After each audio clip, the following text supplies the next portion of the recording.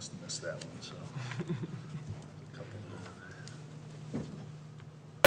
I'd like to call to order Chaska Planning Commission Council Chambers Wednesday, July 13th, 2022. Liz, would you make a roll call? Yes. Commissioner Lacey, Here. Urbanski, Here. Olson, Here. Riley, Gorey, Here. Baswa, Austin, Here. and Chairperson Brass. Here. And next up on the agenda would be to adopt the agenda. Can I hear a motion to adopt the agenda? So moved. Second. And all those in favor? Aye. Opposed? Motion carries. Then we go on to the visitor presentation. Is there anyone here that would like to speak to the Planning Commission, something that's not on the agenda for this evening? I see no volunteers, so we move along to approve the previous meeting minutes. Article 5A, approve the June 8th, 2022 Planning Commission meeting minutes. Motion to approve. Second. All those in favor? Aye. Opposed? Motion carries. Move right along to consent items. There is none tonight, so that leads us right into Article 7, action item 7A, public hearing, recommend approval of the variance for Clover Ridge Apartments, Development PC 2022-42. Liz? Yes, 1 second here.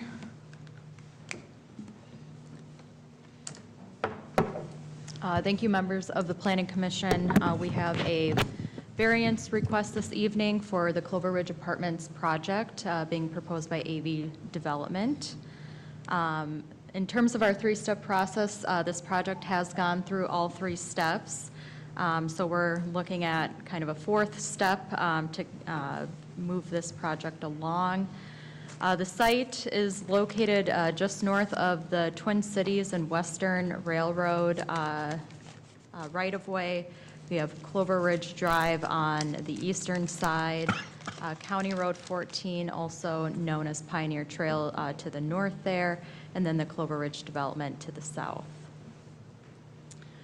In terms of the approvals and timing of such, they got their concept plan approved in December of 2021.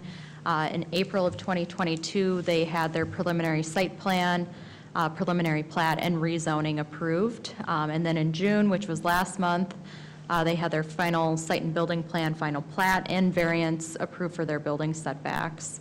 And during that time, we did preface that they had to come back for a variance on the usable open space, as the notification period did not incorporate that variance as well. So that's why they're in front of us this evening for the remaining variance application. The comp plan, again, guides this area for high-density residential and open space. The proposal is consistent with that. The site also got rezoned during their preliminary stage, which was rezoned to a PRD 84. So specifically what they're requesting is a variance from zoning section 15.28.120 F1 for usable open space. In terms of the site, which kind of factors into the variance request this evening, it's a 12-acre site. There are wetlands on the western side of the 12-acre site that are deemed high quality. There's also a couple stormwater ponds that went in with Clover Ridge Drive that also flank the northern portions of the property. When you take out the acreage of both those pieces, you're really left with a 3.2 acre site off of Clover Ridge Drive here for the apartment use. Whoops. The approved site plan is being shown here. So again, this project proposed 119 units in a 4-story building and access onto Clover Ridge Drive. So nothing's changing there as we move forward. So as we get into the usable open space, the way our code is written is it states that 15% of the gross site area, which in this case is 12 acres, has to be devoted to usable open space on the property. If we take that math, 1.8 acres of that 12-acre site would have to be for the usable open space provision. The applicant and project is proposing 1.05 acres of usable open space, so that's why they're requesting a variance from that regulation of the code. So to refresh, they are providing multiple areas on the site for usable open space. One area would be an elevated patio that can be accessed from the building that would provide seating for the residents. There's another patio area at grade with the building on the east side that would provide some grilling stations and picnic tables. There's another area for most of the western side of the site that would incorporate a tot lot just west of the elevated patio, and then the rest would be designated towards a passive like trail running through the topography of that sloping portion of the site, and that would provide some benches and some views of the adjacent wetland complexes. So getting into the variance request, again, it's from section 15.28.120F1 for usable open space. Again, 15% of the gross site acreage shall be used for usable open space. So again, 1.8 acres would be required for this site. They're proposing 1.05 acres. When we kind of break that down into the different areas that they're proposing for usable open space, they are using 33% of their 3.2 acre developable area for usable open space. And if we look at the math for the 12-acre site, that accounts for 8.75% of 12 acres. So again, under that 15% of the gross site acreage. So again, that's why they're asking for the variance. So a variance can be granted if they meet 3 findings for a variance. It speaks to practical difficulty due to unique characteristics of the property. It also speaks to the use of the property being consistent with the general purpose and intent of the comprehensive plan and zoning ordinance. And then thirdly, the proposed use, if granted, will not alter the essential character of the locality. So the practical difficulty lies in the unique characteristics of the wetlands that are present on site. They do take up a majority of the gross site area, measuring out at 8.8 acres, and therefore leaving 3.2 acres for development. And then if you were to factor in that 1.8 acres out of the 3.2 that are developable, it leaves the 1.4 acres for an apartment and parking type use. And that doesn't include the setbacks and other buffers that would be required. So based on that calculation, they propose it as a practical difficulty for the property. So getting into the findings, again, for granting a variance, related to finding number 1, the deviation is occurring due to the large wetland on site. It is a natural feature that wasn't created by the property owner or applicant. It takes up more than half the site, and therefore the usable open space regulation has a disproportionate effect on the developable area. So in that regard, practical difficulty does exist in meeting the regulation. And then related to finding number 2, again, the comprehensive plan guides this area for open space and high-density residential, which the project is consistent with. The zoning, again, was put in place with the preliminary at being a planned residential district number 84, also allows for the multifamily use on the site. So again, the apartment use fits both those provisions. The intent of the usable open space is to provide sufficient usable open space for the residents that will occupy the site. Again, they're providing 1.05 acres of usable open space in 4 different areas on the site, which is similar or greater to other similar size projects within the city. The proposed use, again, is consistent with and meets the intent of the comprehensive plan, the zoning, and the usable open space ordinance from staff's perspective. And then related to finding 3, consistency with the comp plan and zoning for the construction of an apartment building relates to how this area has been guided over several years.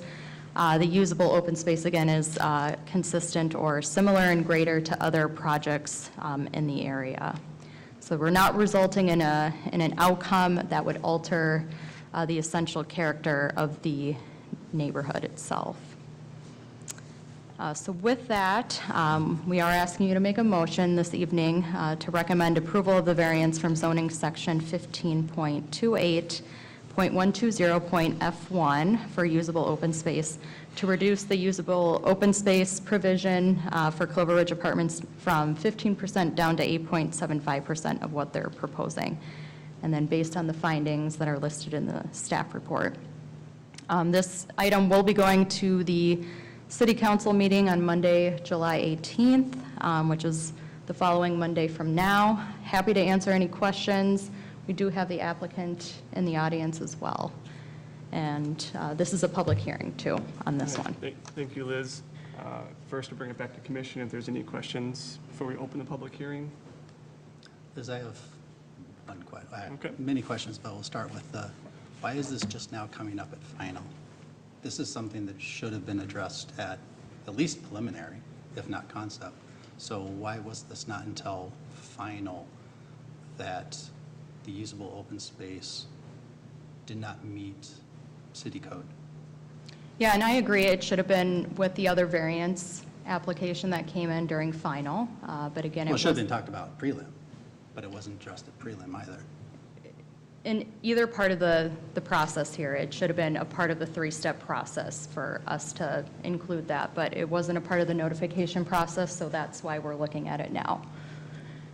And in the preliminary, it was stated in the staff narrative that it actually met the usable open space.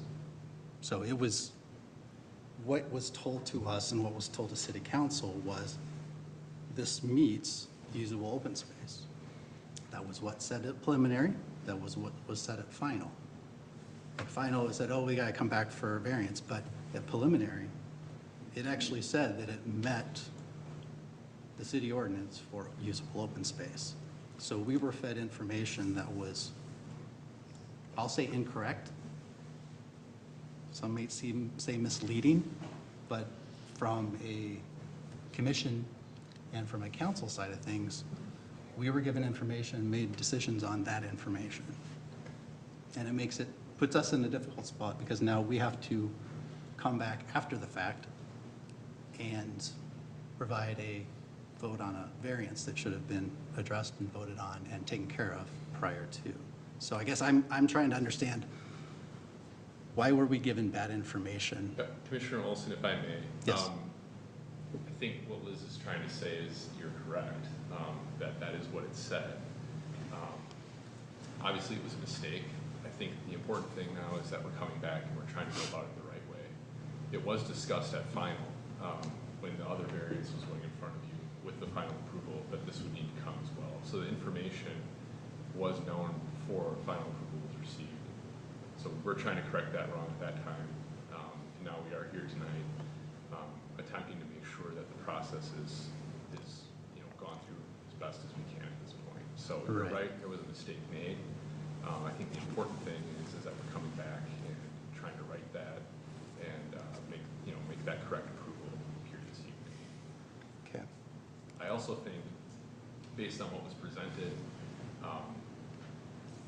it is an application that meets the criteria, and that's something that staff has evaluated along with our legal counsel, and that's what Liz is presenting tonight. Tonight, yes, but previously it wasn't. Right, which Okay. we just talked about. Correct. Yep. So what is the purpose of 15.28.120? What is the purpose of that section of the zoning ordinance? The purpose of usable open space is... Not the usable open space, but of of the overline, the step up. Special from- regulations, the whole, Of the building design and materials section. What's the purpose of that part of the ordinance? the purpose of that part of the ordinance is to ensure that multifamily, industrial, commercial type properties are designed in accordance with our building design and materials ordinance. So we have a level of class materials that are supposed to be applied on the building in order to get an outcome that we see as favorable. Right, and specifically, it's to, for the more intensely developed areas in Chaska. So it's specifically for the surrounding areas, right? So it fits in and matches, right? It applies to any project that comes through Chaska, Right. regardless of how intense the development is. Okay, so, but it's going into an already developed area versus a greenfield, which, we're, I just want to clarify that this section would apply to a greenfield development. Okay. As it would an infield development. and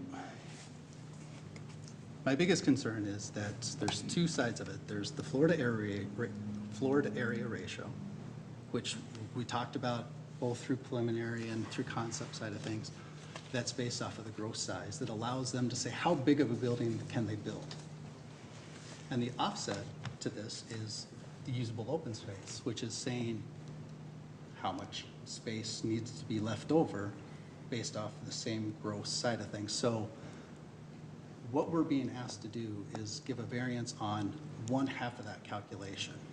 So we have two pieces of the calculation, how big the building can be and how much open space needs to be available to it. Both of them are based on percentages. Florida area ratio is 50% of the gross area can be of floor. So, and in Clover Ridge, it can only be a four-floor story, right? 4-story building, correct? That's the regulation of In Clover Ridge, it has a 50-foot height limitation. Right, which is basically 4 stories. So But we know, I just want to clarify, this is a separate zoning district. Right. correct, Okay. but it's We're all, talking about different sites. but they come together because one says how big and this one says how much open space. So I'm in finance. The math tells you what size of building you can build on any site, if it has wetlands, if it doesn't have wetlands, because it's based off the same denominator. So the size of the building and the open space is based off the same gross area. It's easy math. So work backwards, it tells you what size of building it can be. My question to staff is, why wasn't this addressed through the multiple steps with the developer to get them to be more in line with city regulations of those two zoning ordinances? Because this one specifically, there's been no change to the size of the building from concept to now. There's been no change to the footprint of this building from the beginning. So either one, city staff didn't know about or didn't enforce the code that was there, or two, they just skirted and let it go through. I don't know what the answer was, but either way, what it comes down to it is, it's just simple math, but the simple math wasn't looked at when it came to what it is that can be built on that size of property. So why wasn't the developer encouraged, or in this case, at least get closer to what the ordinance said for that parcel of land?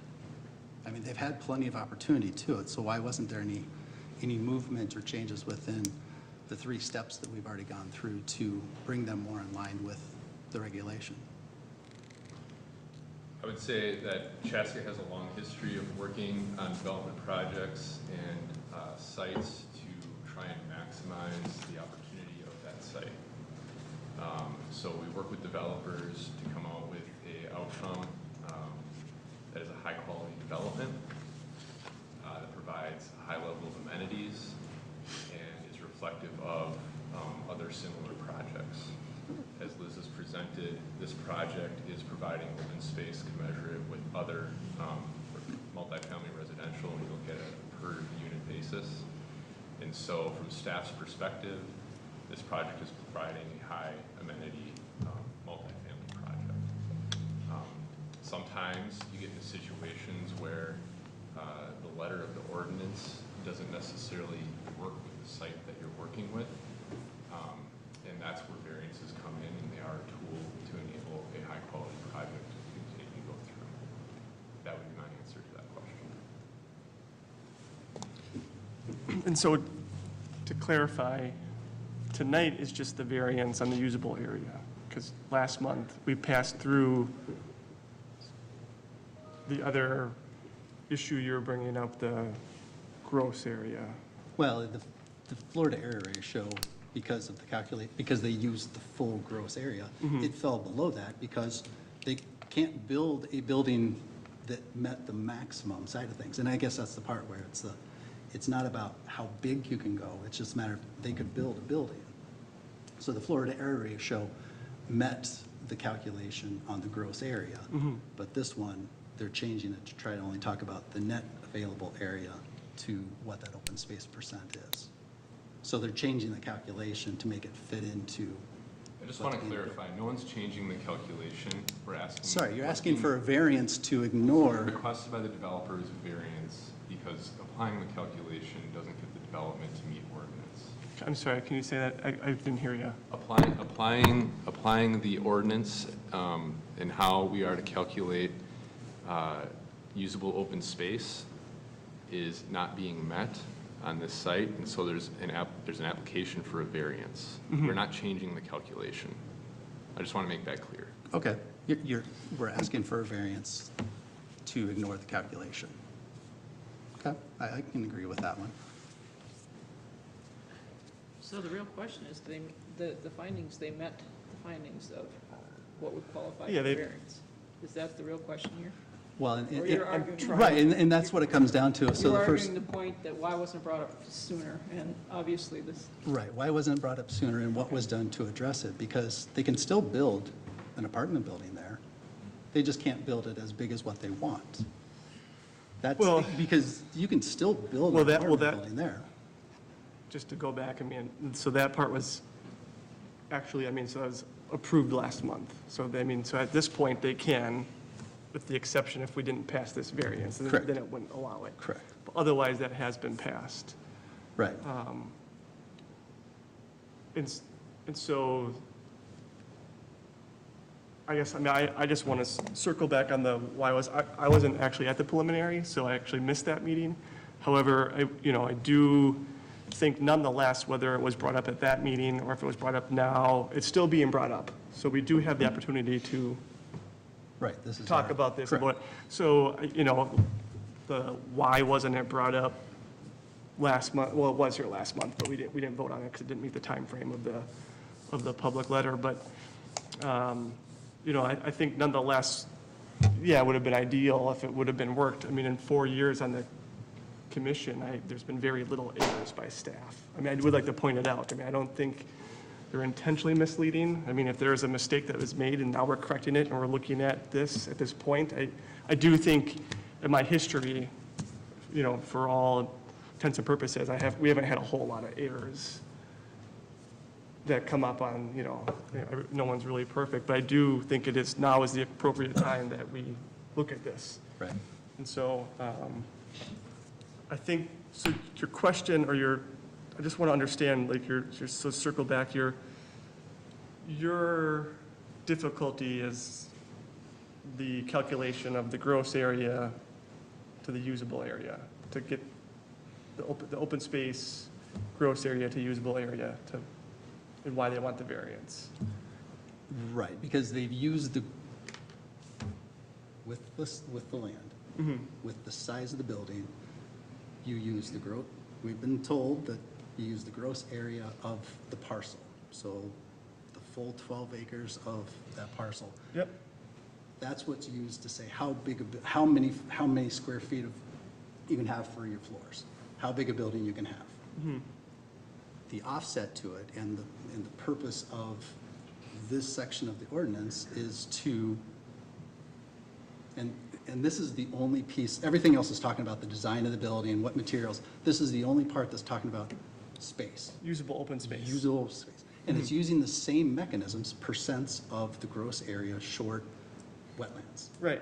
So, and the whole purpose is to keep those with large parcels in check of not putting too large of a building on the buildable site versus somebody that only had that smaller 3-acre parcel that didn't have the wetlands included, they would have only been allowed to build a smaller building there. Okay. So the developer used the gross area site to say, I want to build a big building. Yep. But now when it comes to saying how much open space comes with that responsibility of being able to build that large of a building, they want to say, no, we don't have to hold to that one. Which is the variance they're asking for. Which is the variance they're asking for. Hence Yep. the reason why the building is too big Right. for this, because they Or- can't just magically well, find space. I don't want to say it's too big, or they need a variance. Well, it's too That's- big, and it's because this didn't come along with everything else, because those two are very much correlated, because they're using the same denominator, which is the gross area of the site.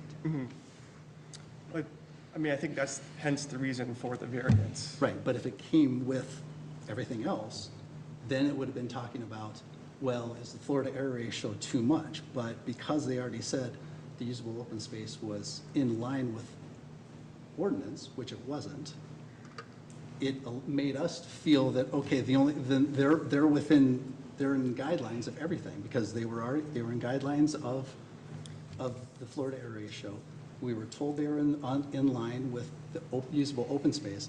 The only thing that we were told of was the parking spaces, and we knew that, and we've talked about that, and not just this in the commercial side of things, that there was going to be something different than ordinance, because there's math, they had math to be able to support that one. But when it came to this, there's no math to support it. The math is actually in the ordinance to say what it should be, to be able to balance it off. And this has been the statement from the neighbors for both this as well as the second item on the agenda, that the building is too big for the parcel of land that it's on. And we have the same variance coming with the second one as well too, and the same concept holds with that one as well too, is that they wanted to say, we want to build, developers, they want to build the biggest building they can, but we have ordinances within our city code to be able to say, to be able to at least define what is there. Yeah, And how big it can be. I hear what you're saying, and I think we'll have to, I'll just kind of talk my thoughts and then maybe open up to public hearing, but I think it's kind of so the comp plan is multifamily, and so the city wants to see multifamily there. So when we sit down, we do the zoning map, we see the comprehensive plan, we put multifamily on that site, and not until you go in, and the developer comes, an agreement is struck, land wants to be purchased, you go in, you do the wetland survey, you delineate, you see how much wetland is there, you come together, you get the contractor, I mean, $1 million is spent, you go through, you figure out the building, then it comes to fruition, hey, it's not maybe the development's not profitable, I don't know, nothing about the profitability, but,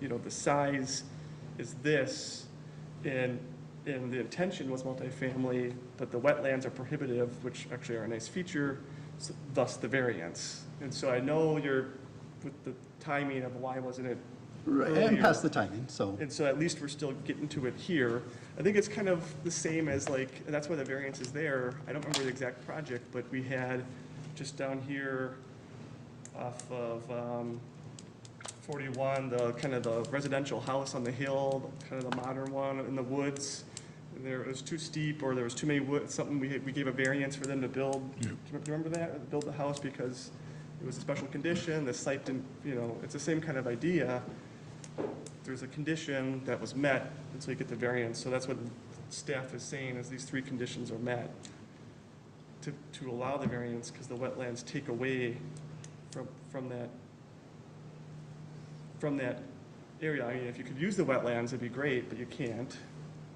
I mean, Right. but you could almost argue they're a great viewing feature. I mean, they're amazing to be next to them. Right.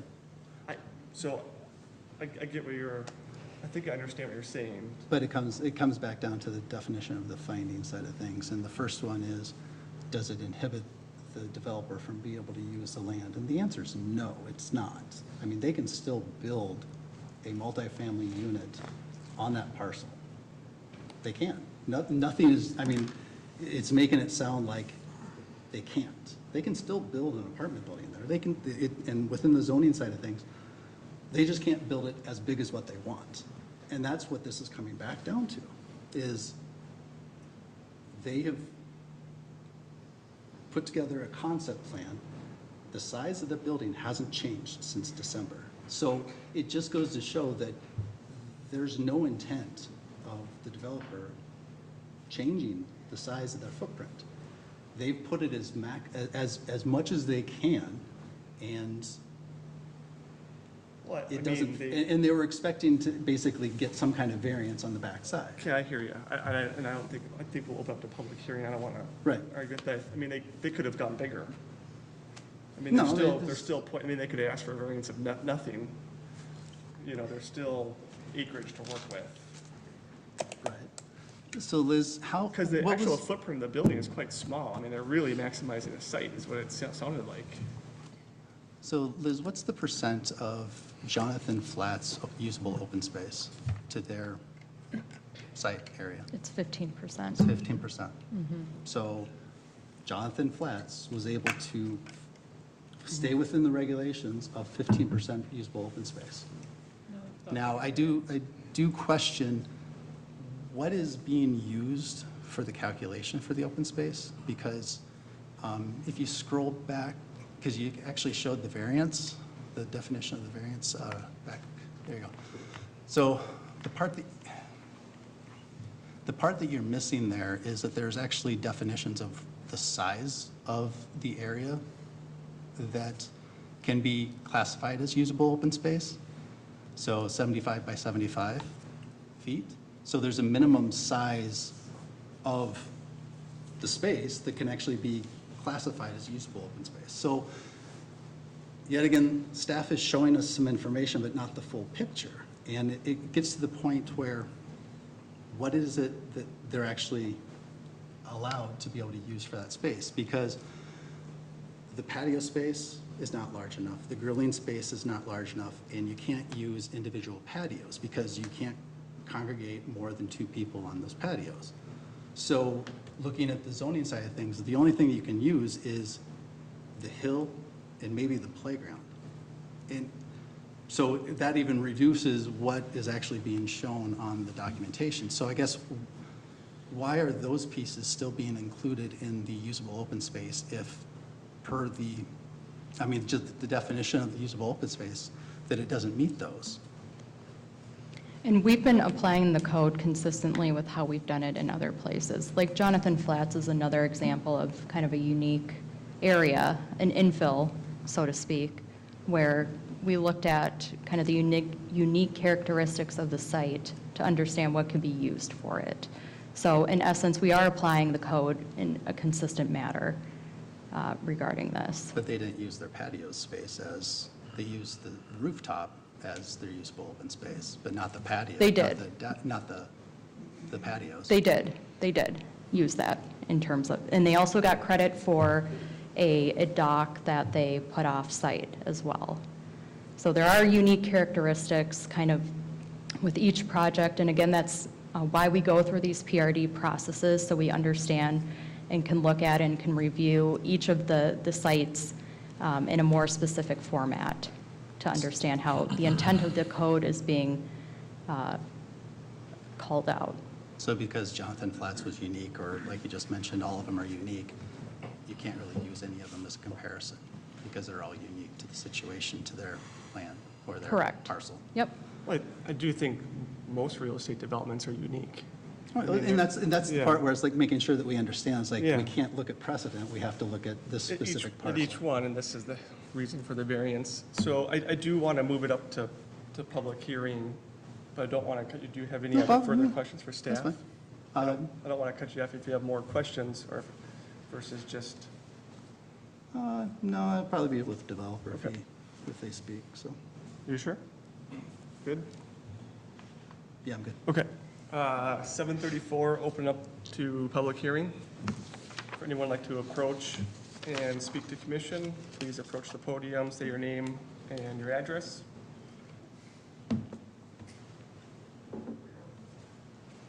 I just have a question, if I may ask. Really does not have anything to do with the variance. I moved into the What neighborhood. was your name and address, sir? I'm sorry, Craig Eiler, Okay. and moved into the Pioneer Vista 1790, excuse me, 1792 Emerson Court.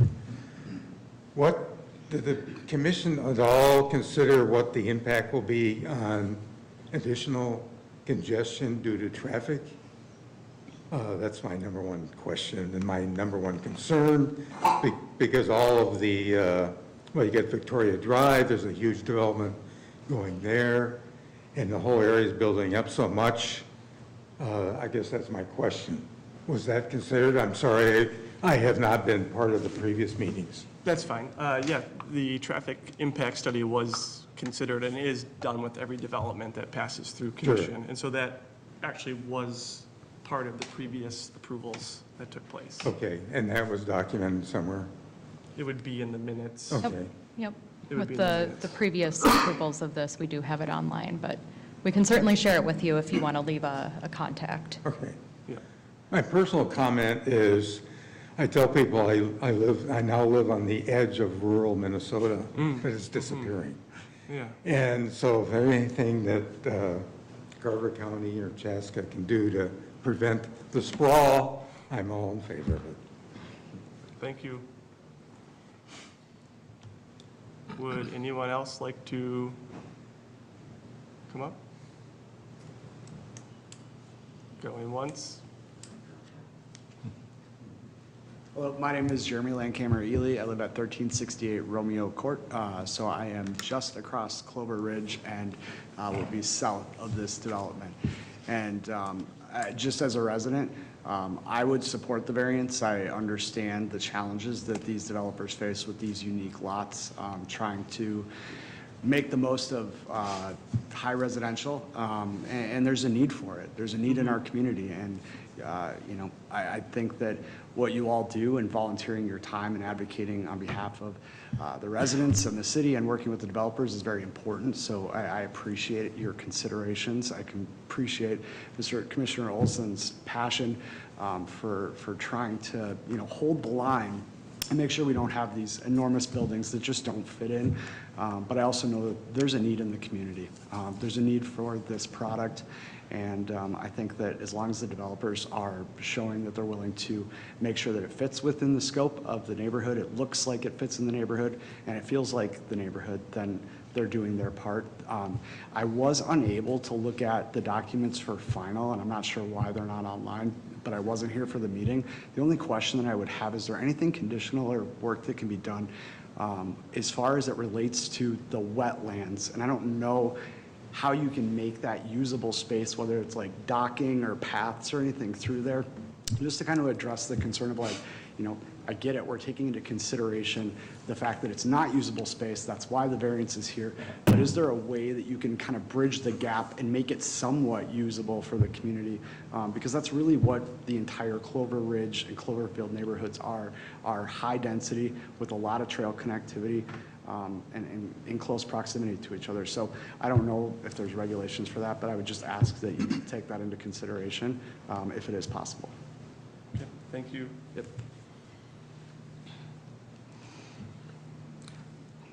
I do have one question. Hi, Commissioner Brass, we also do have someone on Zoom that would like to speak. Okay. Yes, iPhone, you can unmute.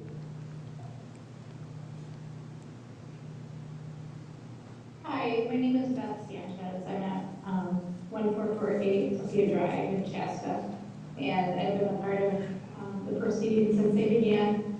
I just would like to say that the frustrating part of all of this is that whenever I've questioned something about it happening, and I've been told to go ahead and look at the zoning regulations, and then when it doesn't fit the zoning regulations for the builder, they apply for a variance and it's usually granted. I just feel like at this point in time that the community hasn't been heard. We're not saying don't build it, we're not saying we don't know it's coming, we're just saying please consider the size of it. And I don't feel like that has really been taken into consideration at this point. As far as the wetlands are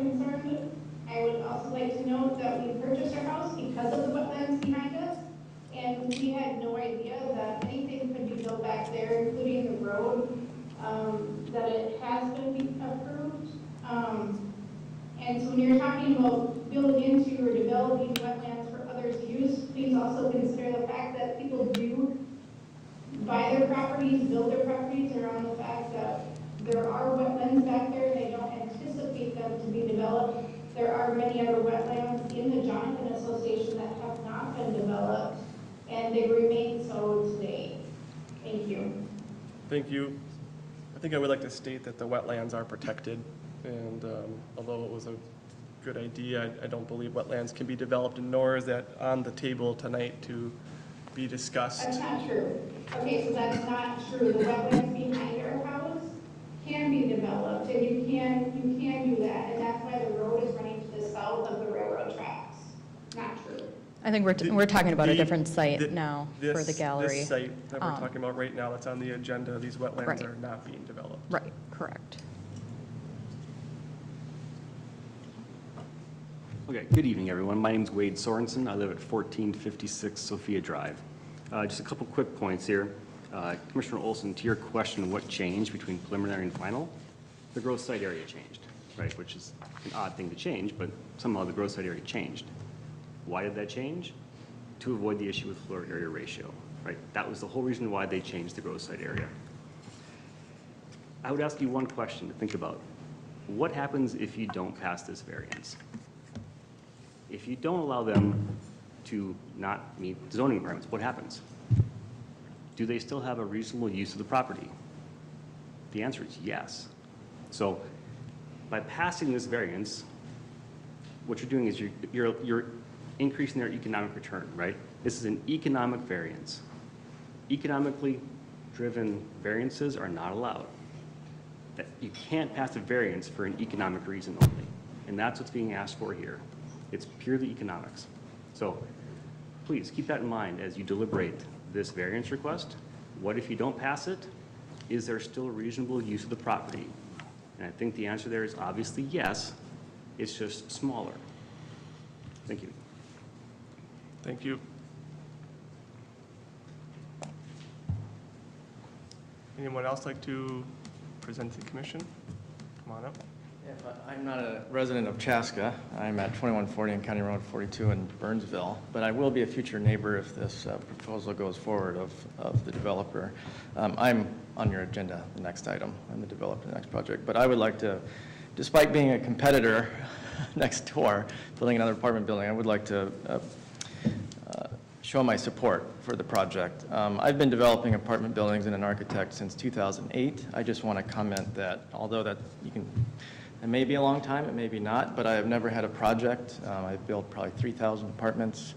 I've never had a project that all the codes dotted the I's, crossed the T's. Every project, especially high impact, high density projects, never meet all of the criteria to a T, especially in suburban neighborhoods. These are bedroom communities that usually their code was developed years ago, meeting single family home resident zoning code.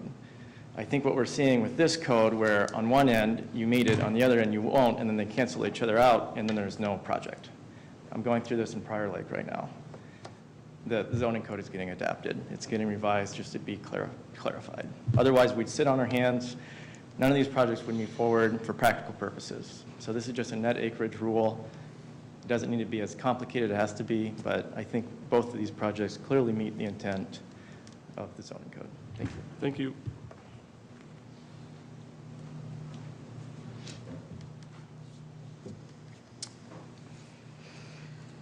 Would anyone else like to address the commission?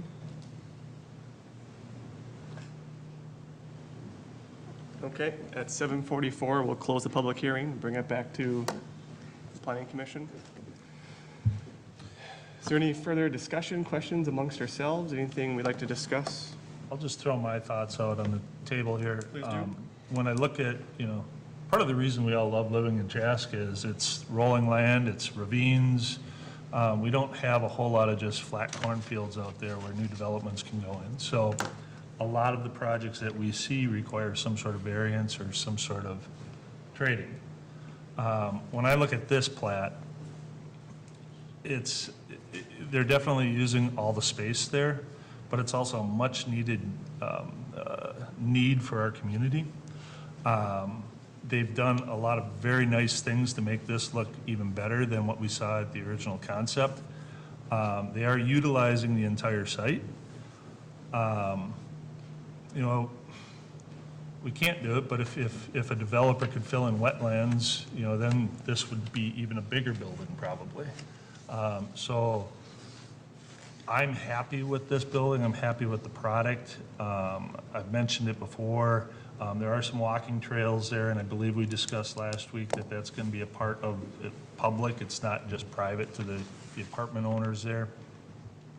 And again, each site, this one's very unique, surrounded by water basically, surrounded by wetlands.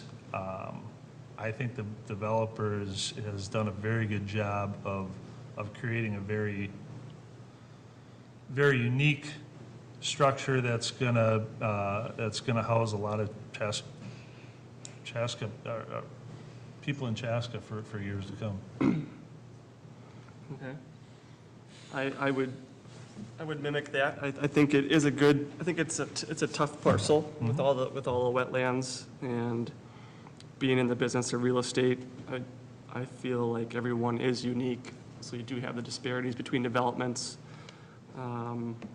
It's entirely, I mean, it's plausible that you get through a city or you get through a development or any kind of real estate transaction, whether it's just a sale, a commercial sale, or a lease, and you can get it all done with every rule that's in place. But there's a lot of likely scenarios where you get there's a need for a variance or two. And so I personally don't think it's unreasonable, but that's my opinion. So I do think it is a nice addition and will be good for Chaska residents. It's a need. I mean, it's not just a need in Chaska, it's a need across the entire state. There's big demand across the country for housing, so I think it does fulfill a basic need here. Hey, That's Liz, my could 2 you scroll, cents. Liz, could you scroll backwards to the comp plan map, please? So that whole parcel,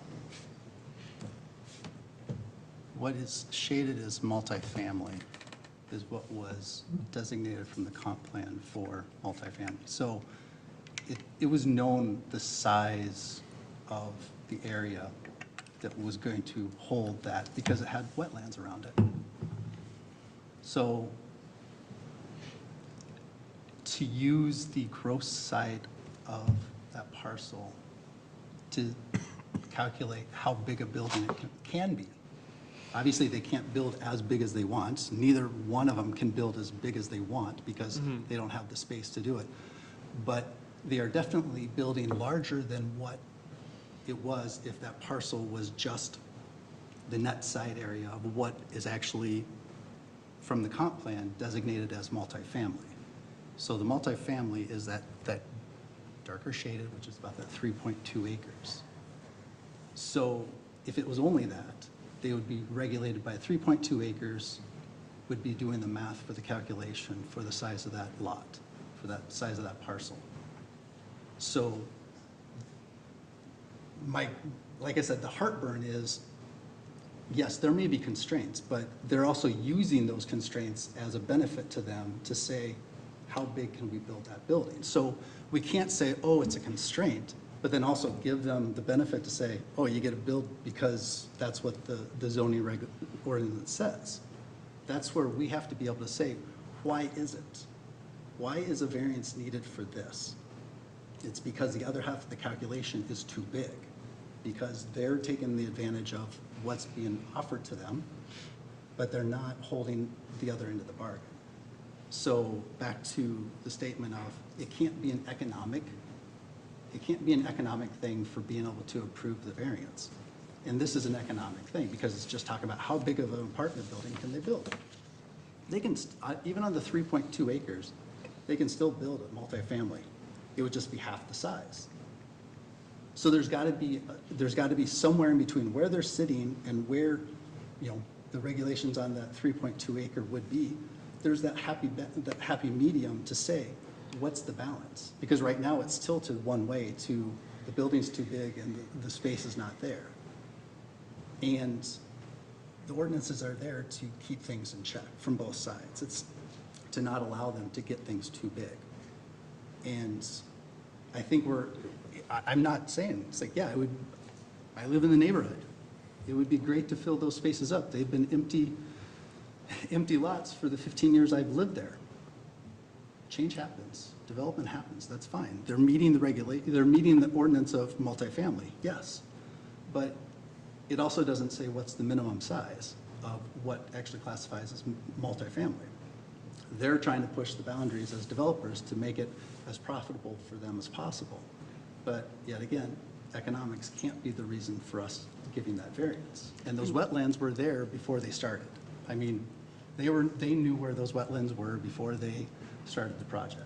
Well, that's not, I mean, I don't want to get into an argument, but that's not entirely true either. I mean, you don't know the wetlands until you get an environmental survey done. But they knew, It could be 20 feet, could be 10 feet, could be 50 feet, maybe it's, I but mean, you're really talking hairs though. Well, if you do the whole thing, it might be an acre or two on 50 feet of running around 1,000 feet of shoreline. I mean, I don't know. I mean, that's why you do the survey. I mean, you become surprised.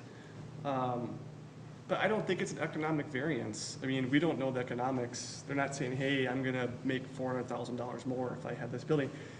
You could always call it an economic variance. They could come in half the size and need a variance. I mean, they go back to the seller and ask for half the, they say, well, we can only buy the land for half. I mean, we don't know any of these details, and so I don't feel comfortable calling it economic variance. It's a variance based upon the need for the wetland, the usable area, and it meets the guidelines. I don't know anything about the economics. They haven't shared it. It could be completely different. If we deny it, they could go back and ask for a deduction on the purchase agreement, or whatever that would happen, or the deal dies and someone else comes in, or maybe not. I mean, I don't know anything about the economics, so me personally, I don't think it's an economic variance. Well, actually, this one has, I mean, in the final one, when the developer, when we addressed the setback side of things, why can't you make the building smaller to fall into the ordinance? We can't. And their answer was, we can't because it's not financially viable for them to make it any smaller. Well, So that was. I think the logic is just, you could always make everything an economic variance. With D.R. Horton or, Lennar, when they come into these neighborhoods, it's like we want to, we see like 120 homes smashed in, and But they changed try to do 100. Those developers did adjust. Some do, some don't. Some do better than others. Most of it made some adjustment or attempts. So, I hear what you're saying. I don't know. Anyone else have any questions? I do have, and this kind of come back to burn me a little bit, but I know when the developer came last time, they showed their usable or their landscape plan. And in the description hasn't changed any. And I guess I'm going to come back and question why. Because in their large open space, it says, open space will use for winter recreational activities such as sledding, and summer activities as open field, ball field, and frisbee. Where is that going to happen? I mean, you've yet again submitted a landscape plan that has the same commentary as final, and we were told that that was going to be addressed and corrected, and there's no change. And there is no open space to have frisbee or a ball field, and I would ask any parent to see who would let their child go down that hill on a sled with as much trees and landscape that's on that hill. So yet again, I'm a stickler on what's being presented to us. I agree with you on that. We talked about that. So why is that being presented still now? And that's kind of more of a question direct to the developer because they're the ones that provided, I'm assuming, or else staff just included it and didn't get a revised. I don't know which one was. Did they provide this to you, or was it, you just pulled it from the final, the landscape? No, that was provided to us, and I'm not sure if that portion did get revised with the application this evening. But if the question is whether that portion of the site is deemed usable open space, I mean, from staff's perspective, yes, it is usable open space. By from definition, how it can be used. But how they've defined it, I don't see it. And like I said, I'm Yeah, I mean. disappointed on this one I because. agree. It does say sledding this, that, but now, to me, it's semantic. They could refine it and say used for tag and, running around kids and geocaching, or. Right. They could do something else, but at least. Or not even spaces- put it at all, because at the end of the day, it's not needed, but there's nothing that was done. Yeah. I hear what I'm you're getting saying to the point where it's like, the developer hasn't done anything to try to either, one, hear us, or meet the city ordinances that are part of that parcel. They're just doing what they want to do, and expecting us to offer variances and allow them to continue to go. Me, if you haven't noticed, I'm not in agreement of this ordinance, this No, I- variance. Yep. And now the numbers actually show it, and something from, we should have been presented this in preliminary and had this discussion in preliminary, but now we're having it today specifically on this.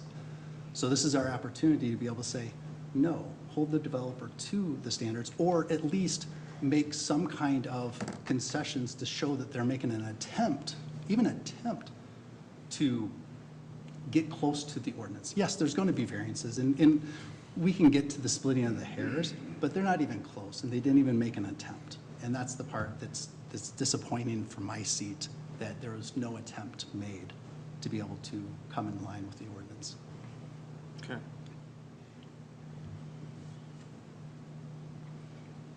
And we have to look at it from two sides, which is why.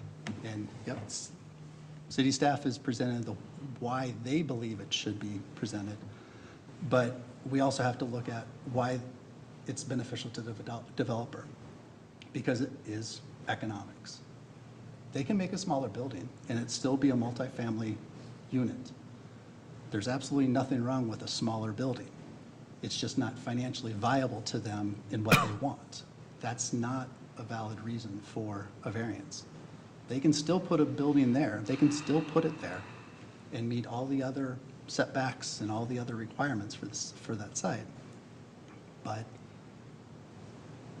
we should not be giving this variance, or the variance for the second one for matter.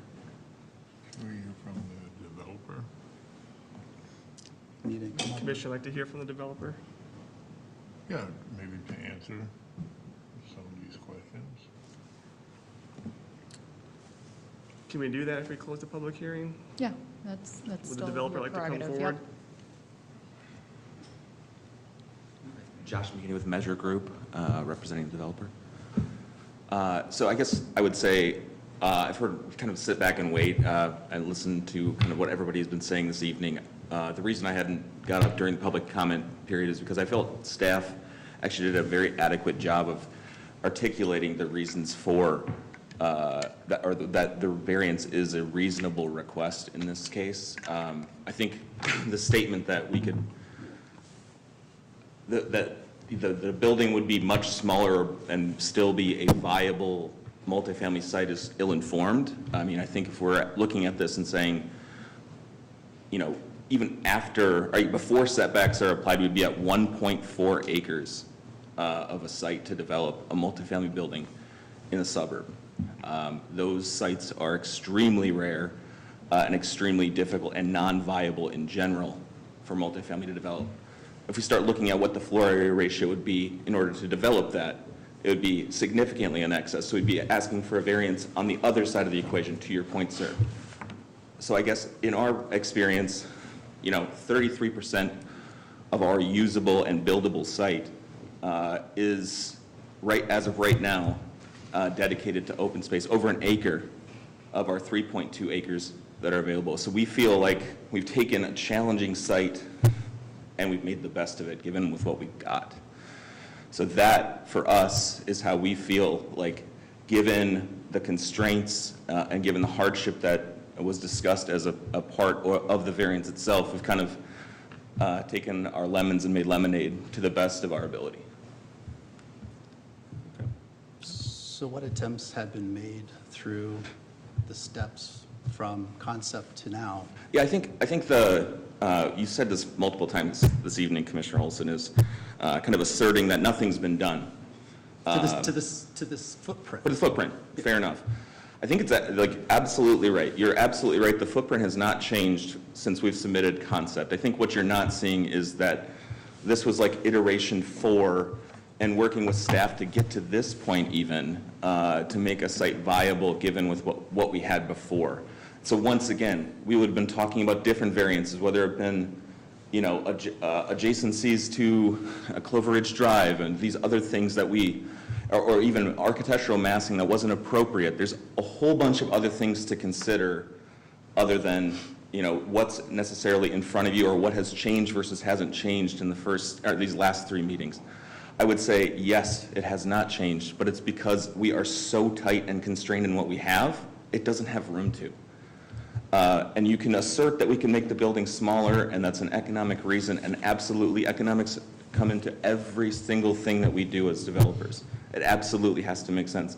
In this particular case, like I said, we've taken a site that is particularly difficult, given the constraints of the site, and done everything we possibly could to have a viable project that delivers on the comprehensive plan that's published for 2040, excuse me. So that's how we feel like, you know, we're doing our best here, and we're asking for some flexibility and in return giving, I would say, as much usable green space as is possible given with what we have to work with. Additionally, I would state, we don't have an option to own the wetlands. You know, we don't have when we're looking at gross site area, it's somewhat of a misnomer in that I don't get to have even a choice whether or not the city gets to own those in perpetuity. So I'm sitting here with exactly the land that's available for me to develop, and nothing more and nothing less. So if that was the case, how big of a building would you have been able to build on a 3.2 acre site? On 3.2? Which is, So it would have been 1.4 would have been remaining. well, no, I'm saying if you started with a 3.2, the buildable area, which is 3.234, right? The buildable area currently is 3.2 acres. Okay. So So if that then- was your starting point, what size of building would you be able to build? Well, if I'm asking for a variance or not, right now, I guess what I'm saying is we're asking for a variance between, I believe it's 1.8 acres of buildable area versus 1.8 acres of green space versus 1.05 acres of green space. I would say we're looking at, you know, a buildable area currently of about, you know, we're talking about almost a half acre difference in what's buildable and not. And I'm already incredibly pressed on both parking and also a unit count that makes this even a viable project. So I would say this, before you kind of say, oh, it's an economic issue, and of course, you know, we can't possibly consider economics, what I would say is this variance would be required for any multifamily project that would come to this site. And if it's not this particular variance on the green space, it would certainly be such on a floor area ratio. So what I'm saying is, you know, take the personal nature out of this in terms of like whether or not you like our particular development or not. It's any multifamily project that would come forward, which is what the comprehensive plan states is the goal for the project, would need some variance in this particular case. Not necessarily. I'd like to bring it back to commission. I do want to clarify, because there's been a lot of talk about economics in the evaluation. Economics can be a factor in the consideration. It can't be the only factor in the consideration. And that is why in staff's report, we don't even talk about economics. We talk about other factors, which is really focused on the wetlands, how that influences the site, and the ability to provide usable open space as a result of that. So I just want to make that clear that, you know, that's not the focus of staff's recommendation. It can, but although it can be one factor among others in the consideration for the variance. Okay, I'd like to just talk out loud here that the building area and everything else about this development was already approved. So as it's good to discuss and we're talking more about it, that's already in the past. I'm sorry, I've got it. We're kind of, we really need to focus on the wetland. We have to look at the whole thing, because this wasn't brought up at the same time as the size of the building. So because of the timing side of things, you have to be able to talk about all aspects of this. And I think we have talked about it. But I'm just saying, I don't think we need to, I think it's time for a vote. Yes, I I mean, agree. we've already passed the building area and everything else about the development last month. And now it's up in the second variance, as it relates to it, it is related. It's the cause. I mean, It's related. It's the But- cause of this variance. But I think we've heard, I think we've heard it all. I don't know if there's anything more. If we're ready for a vote. Would anyone like to make a motion? Oh, can you put it back up, Liz? Yep. Make a motion. Motion to recommend approval of the variant from zoning section 15.28.120.f.1 usable open space to reduce the usable open space for Clover Ridge Apartments from 15% down to 8.75% based on the findings listed in the staff report. Is there a second? Second. All those in favor? Aye. Aye. Opposed? Nay. Motion carries.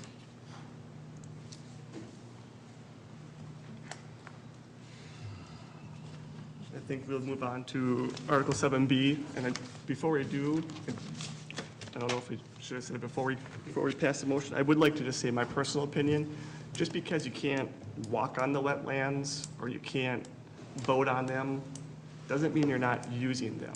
To me, I'm a visual person, I'm an artist, I like things, I paint. I think just having your house on a wetland or your apartment building, and you get to enjoy that view every morning, I think that's quite usable, to me. I mean, there's definitions of usable.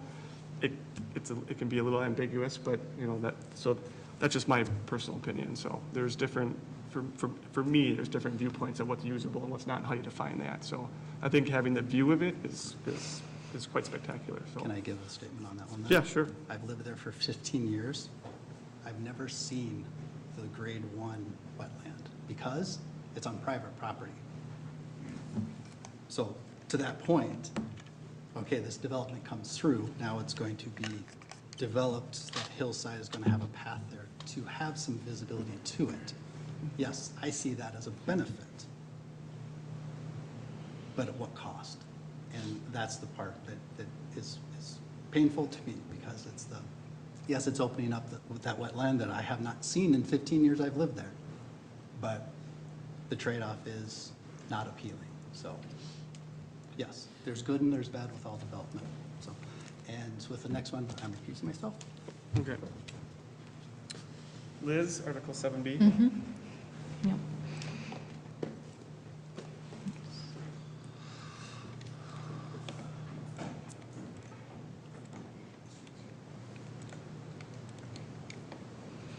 Thank you, members of the Planning Commission. We have a final site and building plan, final plat, and variances request this evening for the Gallery Chaska Apartments being proposed by Chase Real Estate. In terms of our three-step process, starting with concept, leading into preliminary, and then ultimately into final, we are at the final and third step of our planning process. The site is highlighted above. It's also located off of Clover Ridge Drive. This one is located south of the Twin Cities and Railroad, Twin Cities and Western Railroad right-of-way.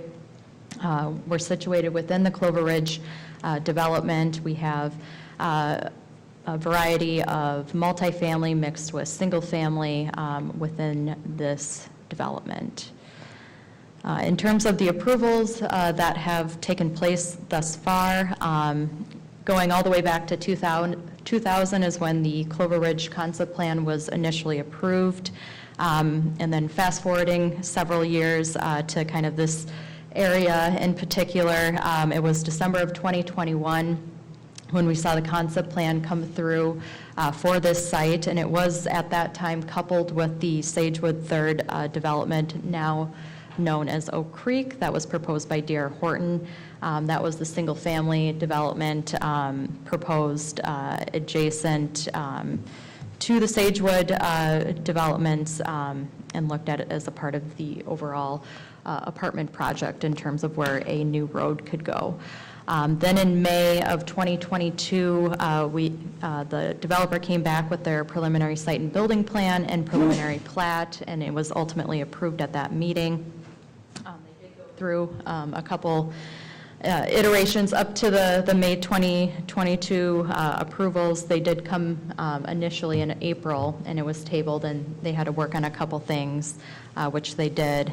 Came back in May of 2022 and got their approvals from Planning Commission and City Council.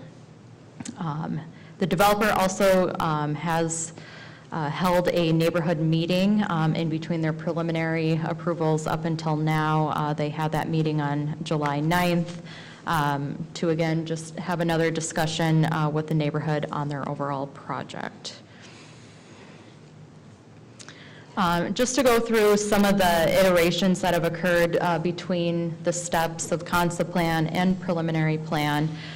So back when they submitted for concept, at that time, the apartment site showed 162 units, 4 stories, a flat roof style with an elevator shaft and 2 levels of underground parking.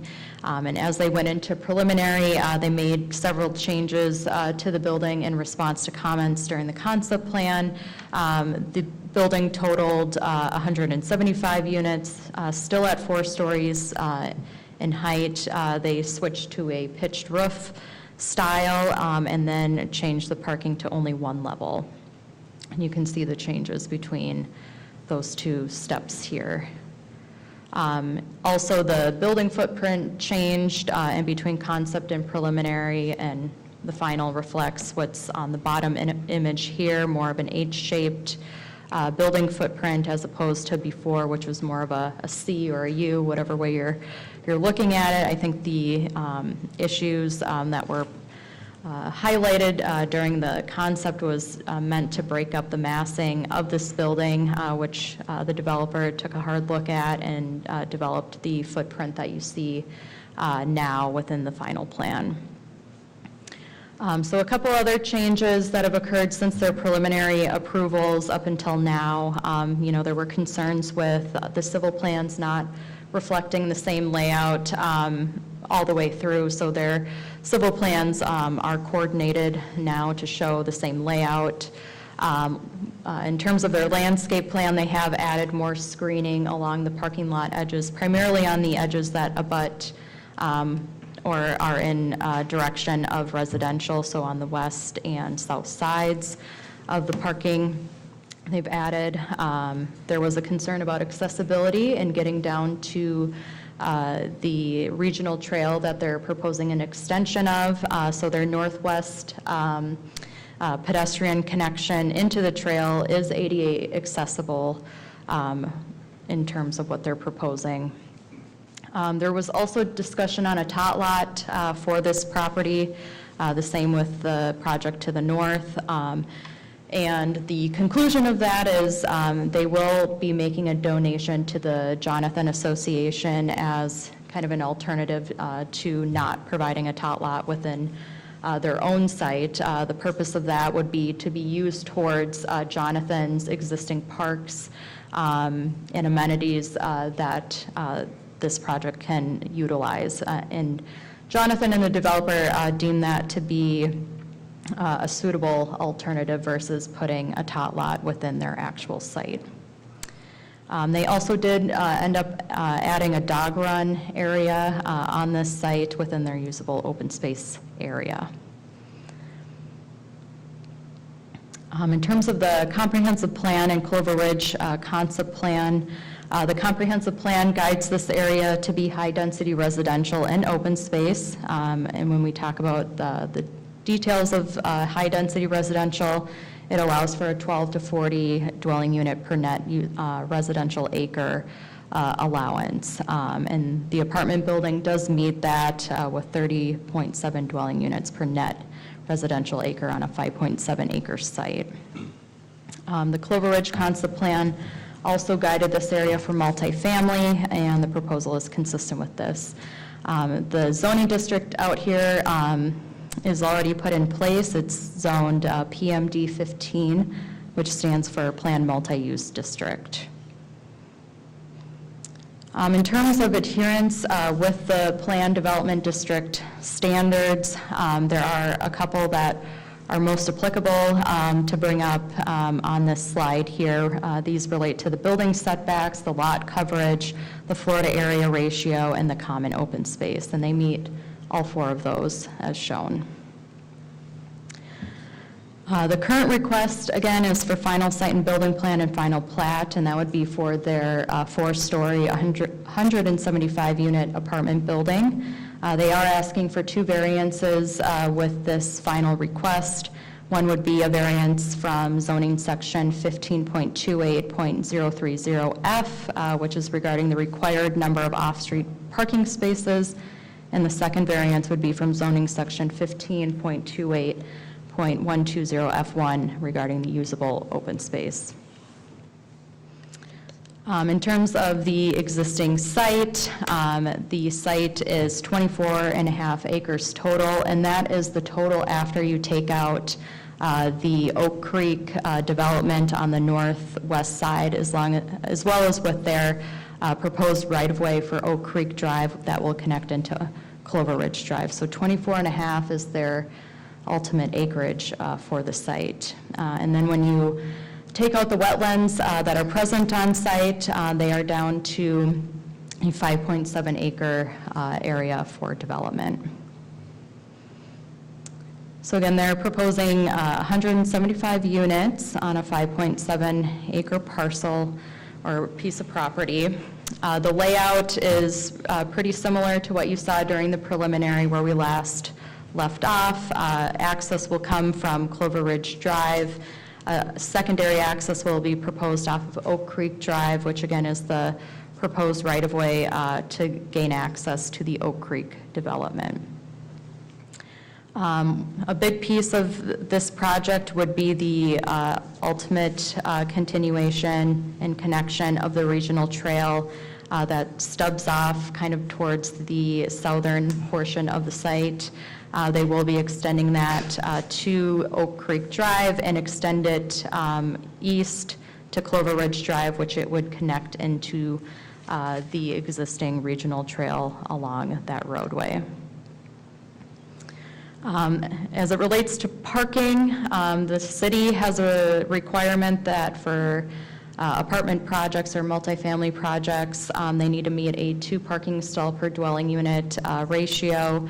They are falling below that with their proposal and will meet a 1.8 parking stall per unit ratio with a total of 313 stalls. Most of those will be underground below the building here. And then Liz, could you say that again? What's the difference?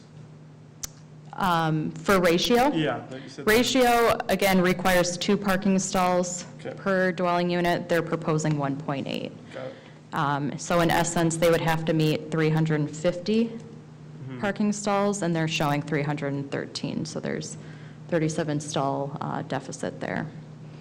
And then for total bedroom count for the building, they're showing 215 total bedrooms within the building. This is their landscape plan and kind of usable open space areas. They meet our landscape plan in terms of caliber inches required. The amenities that they're proposing on site totals 1.35 acres out of their 5.7 development area. The amenities that they're proposing include a large plaza area in between the interior walls of the building here. Still outside, though, an outdoor pool is being proposed on the edge there and kind of extends over the side there to take advantage of the views of the wetland.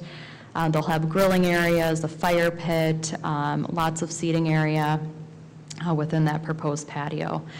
There's also a pedestrian connection coming from the plaza area that would connect down into the regional trail, and that will be the case in 2 other areas as well from the building, and then their dog run is situated just at the base of where that trail connects. This is just a zoomed-in perspective of their plaza area. Just some section drawings showing the separation relationship between adjacent property, if we need to refer back.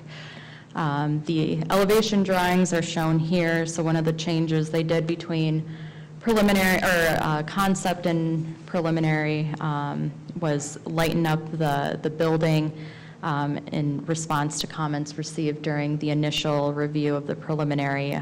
They did do some significant revisions on the look of the building and the colors of the building to fit into the area much better. Couple renderings as well.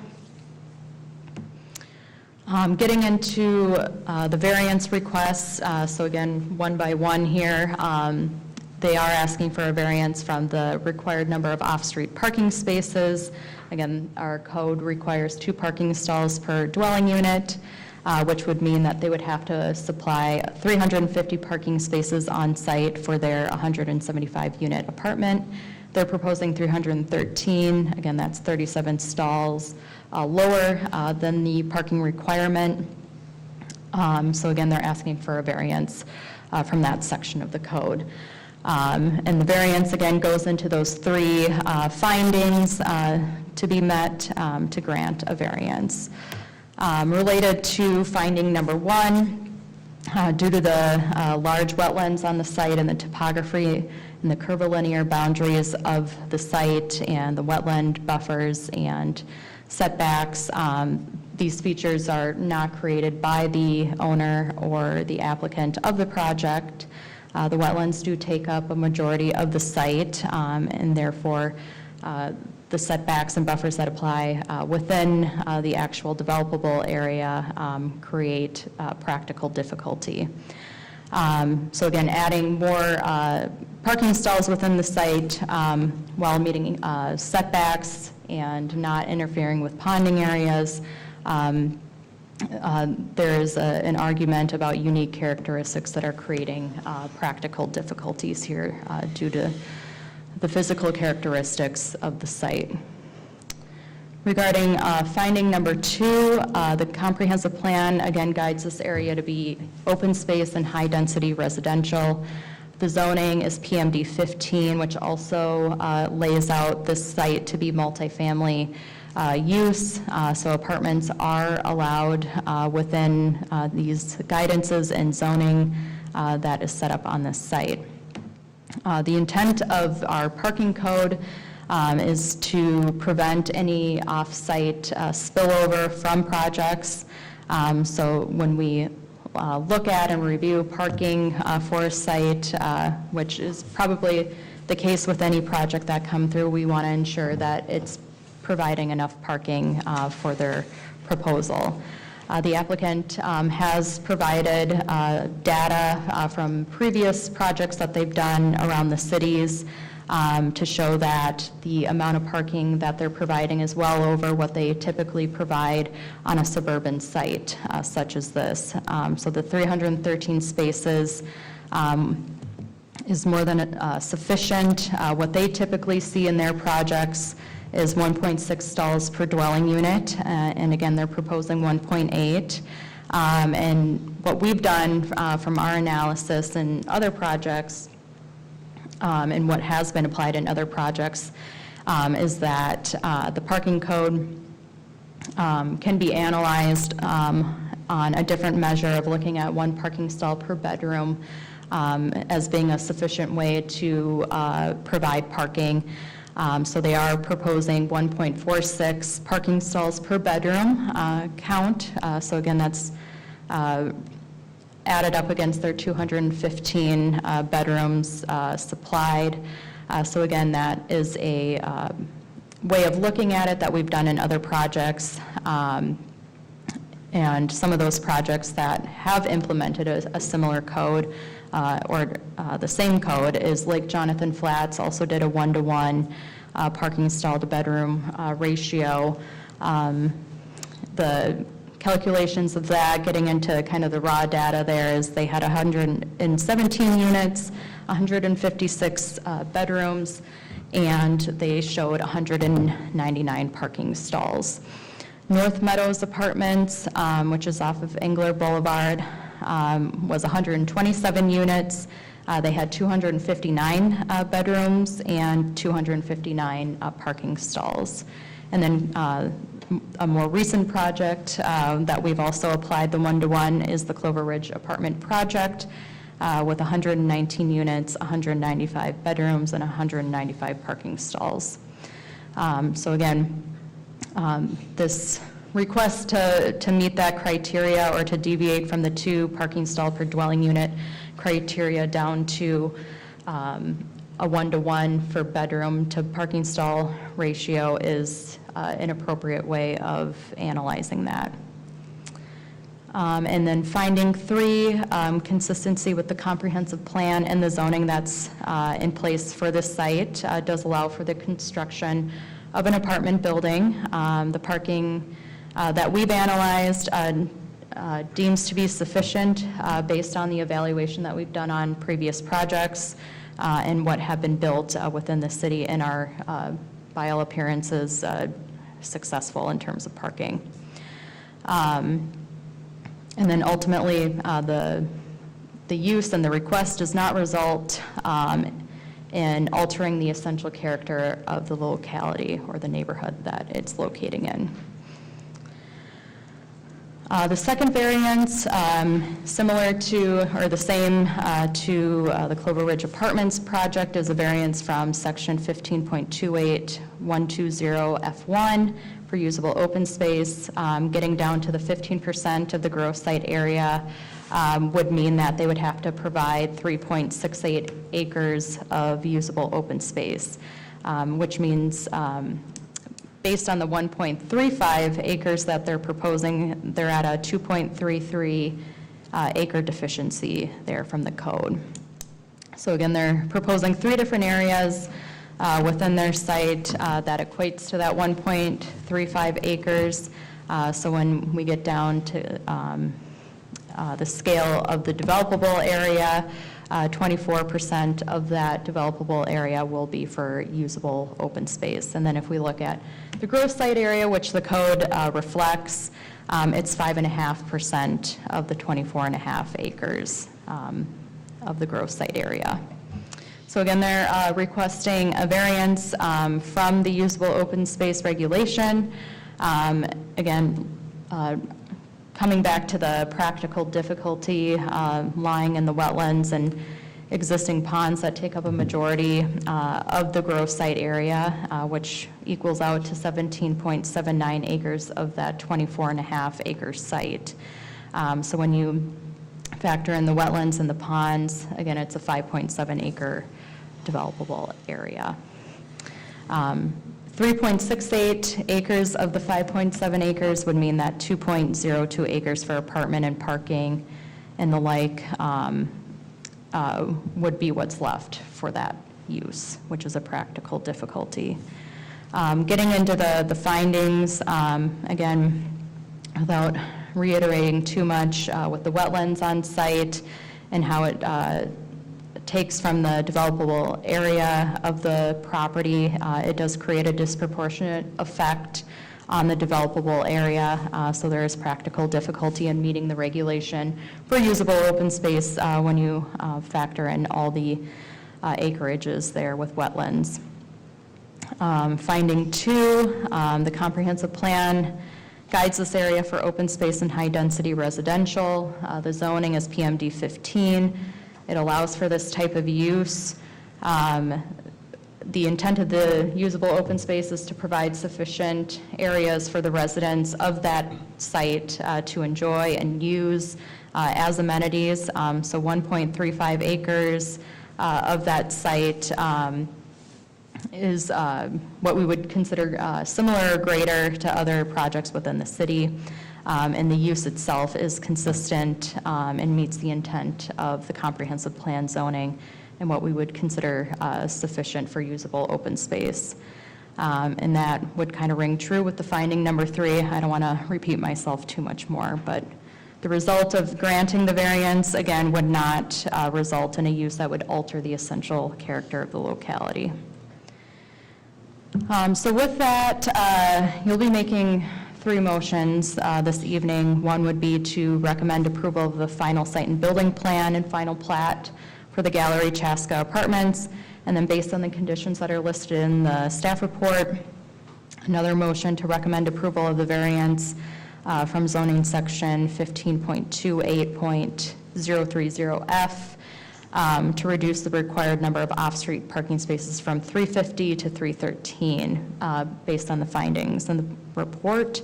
And then a motion to recommend approval of the variance from zoning section 15.28.120F1 to reduce the usable open space for the gallery apartments from 15% down to 5.5% based on the findings in the report. This will also go to the Monday, July 18th City Council meeting for anyone who wants to follow. Happy to answer any questions. Thank you, Liz. Thank you. First, is there any questions for commission on this? We do need to vote on this 3 separate votes, correct? Okay.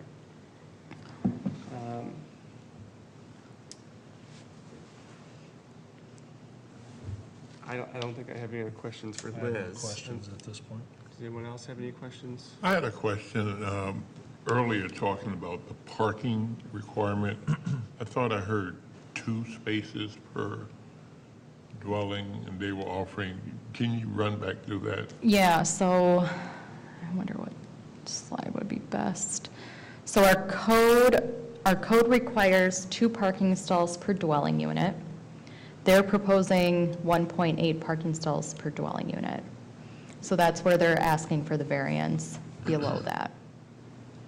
So there's a 37 stall deficiency. Correct. But the 1-to-1 ratio was The that parking 1-to-1. stall to a bedroom? Yep, and I realize it can get kind of confusing because we have 2 ways of looking at it, or what we've done in the past. Let me see where I had that. So we have the 2 parking stalls per dwelling unit. That's how it's written in our code, and that's what they're asking for a variance from. However, we've looked at other apartment projects and have analyzed that meeting a 1 parking stall per 1 bedroom is also a sufficient way of analyzing parking for an apartment site. And we've rezoned certain areas to be that way. So in terms of what they meet for that, they're proposing 1.46 parking stalls per bedroom. So they're well above the 1 per 1 that we typically look at. Right. Thank you. Any other questions for Liz before I open the public hearing? No. Okay, at 8:33, we'll open the public hearing for action item 7B. And if I do have a question for the developer, if they would like to come forward.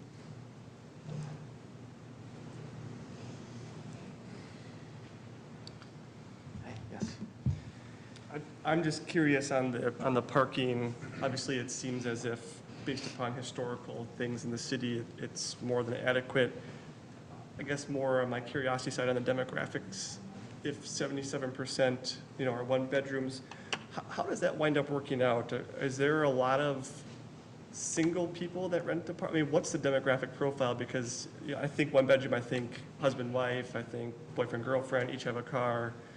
Clearly, it winds up working out, so I'm wondering on the development side, what's that demographic look like? How's that working out? Well, yeah, the demographic is 24 to 30 to 32. Half of those people will be couples. A lot of them will be people out of college who are singles. And then there's a gap from 32 to 45. No, typically, we have nobody with children. And then there's empty nesters. And again, over the last 10 years, there's been a huge increase of just singles, divorcees, people who have retired, moved out of their home, so you do have couples. But we manage all of our properties, and we track our cars, and it's important to us to track our cars because then when we do our one new building a year, we know what we need. In our suburban locations, we need about 1.6, 1.65 in like Lakeville. In St. Paul, we need more of like 1.4. In Burnsville right now, we're right at 1.5. It's a little tight, so it'd be nice to have. That's why 1.6, because we use about the same mix on all of our apartments. Years ago, it used to be a lot of 3 bedrooms and 2 bedrooms, half to half. Now, 2/3, 70% is a 1-bedroom and sometimes studio mix. So that's where I think what I mentioned earlier was zoning codes have changed, but also the unit mix has changed from large 3 bedrooms to now you have singles and single, small apartments. So we're very comfortable at 1.8 because it exceeds our math and our data. We track all of our cars. That allows extra flow for people having people over and. Yeah, and our 3 or 4 on-site maintenance and management team. But one thing to remember too is the apartment building's never full. Yeah, right. It can't physically be. There's people moving out, apartment's empty for 3 months, it's being cleaned.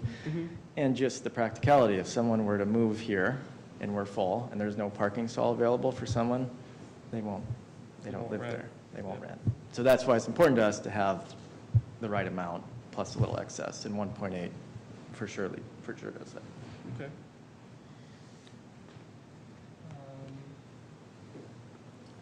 That's all I have on this one. Does anybody have any questions? Okay, thank you. This is also a public hearing, so if anyone would like to address the commission, now is the time to do so.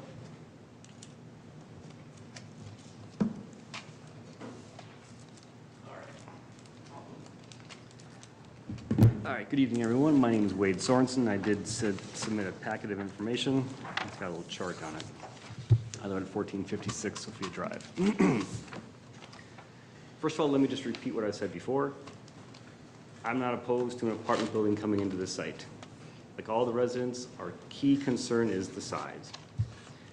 Now, what I want to talk about tonight, there's kind of 4 main things. But the first of all is, why are we talking about a 24.5 acre site? Early on at preliminary, this was a 5.7 acre site.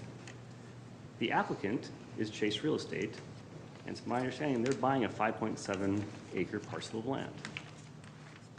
That's being used for this apartment site.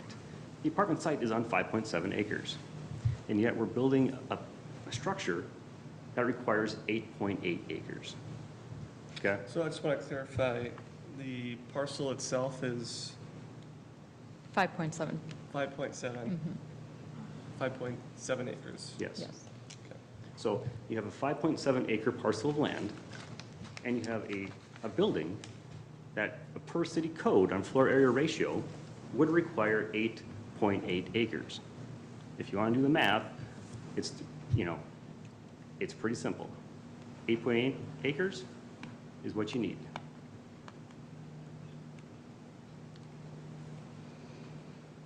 So if you look at their example, the reference property that was discussed, the Lake Jonathan Flats, okay? There, it was a 4-acre property, yet all of these zoning ordinances were looked at based on the 2.8 acre parcel for the residential property. They didn't calculate open space based on the 4 acres, they calculated based on 2.8 acres, right? So the precedence has been set on a PMD type property, a residential property, the zoning requirement should be calculated based on the site for the residential property itself, okay? So that's, my key point there is, again, based on precedence and common sense tells us Chase is buying 5.7 acres to build this property. We should consider this site to be 5.7 acres. So I wanted to clarify there, because when I look up on the tax on GIS, it says it's 24.48 acres. So they're not It's buying currently a 24 acres. 24.5 acre site when you take out the Oak Creek portion. The wetlands. Chase is buying 5 acres, 5.7 acres. of land. 18 acres goes back to the city. Well, it goes back to the city, but it's a 24-acre parcel now, is that Right, correct? it is. Yep. And my second point on this is that that 18 acres of wetland was supposed to have been deeded to the city 20 years ago, and it didn't happen. As part of Clover Preserve Phase 2, which is essentially the Sophia Drive development in 2002, Chaska Investments was required in that developer agreement to deed that land to the city, and they didn't do that. And the city did not enforce that back then. And the city cannot provide any rational justification why that didn't happen, okay? So if that had been done 20 years ago, like was supposed to have been done, again, they built Sophia Drive. Chaska Investments took that project. As part of that, one of the conditions was deed the wetland to the city, and they didn't do it, okay? So if they had done that back then, there would be no questions of, is this a 5-acre site, a 6-acre site, a 20-acre site? No, it would be clear this is a 5.7-acre parcel of land. At which point, it would be clear this structure is significantly too large for the property, okay? So again, my point here is this structure just needs to be reduced in size, and there's been absolutely zero attempt to do that. The city has not told the developer once that the building is too large. So why would the developer even try to make it smaller? They haven't been told to make it smaller, okay?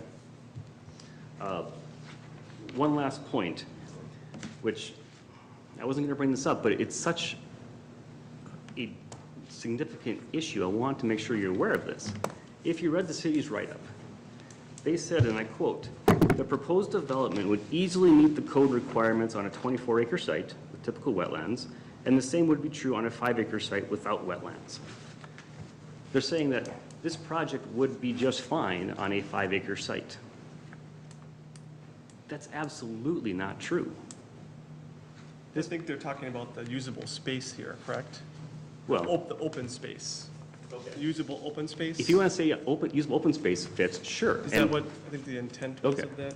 But I mean, the fact is, it does not meet the code requirements for a 5-acre site. If this was a 5-acre lot anywhere else in Chaska, this would absolutely not be allowed. Well, I mean, I think maybe I don't want to speak on behalf of the city staff, but what they're saying here is, if it's 15% of 5 acres, it'd be Sure. about 0.75 acre open usable space, and they've got 1 point. And I'll give you that. That's true. That is So I true. don't want to have it like misleading, like they've tried to, like, I don't know if that was the So, but if you look at all the code requirements, Yeah. it would not be allowed, right? So we would be talking about a variance for floor area ratio, which is what the appropriate discussion that we should be having. I mean, having a discussion on parking spaces and open space is really kind of irrelevant here, right? The apartment to the north doesn't meet the 2-space requirement for parking, but they didn't have to do a variance. So the whole parking space, doesn't make sense to me, but that's somewhat irrelevant.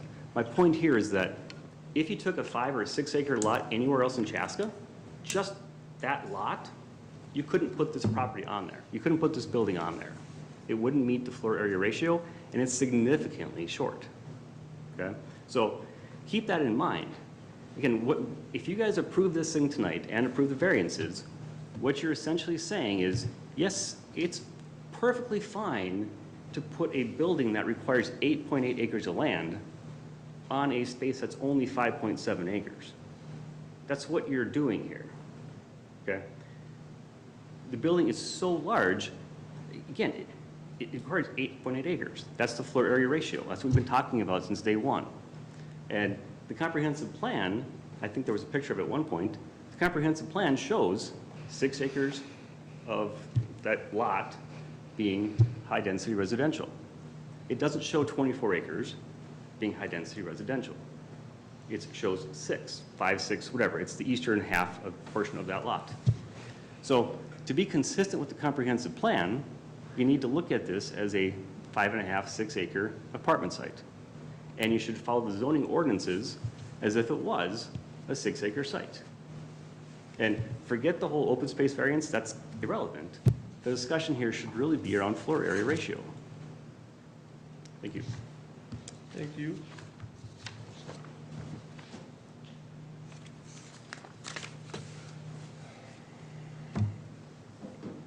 Commissioner Olson?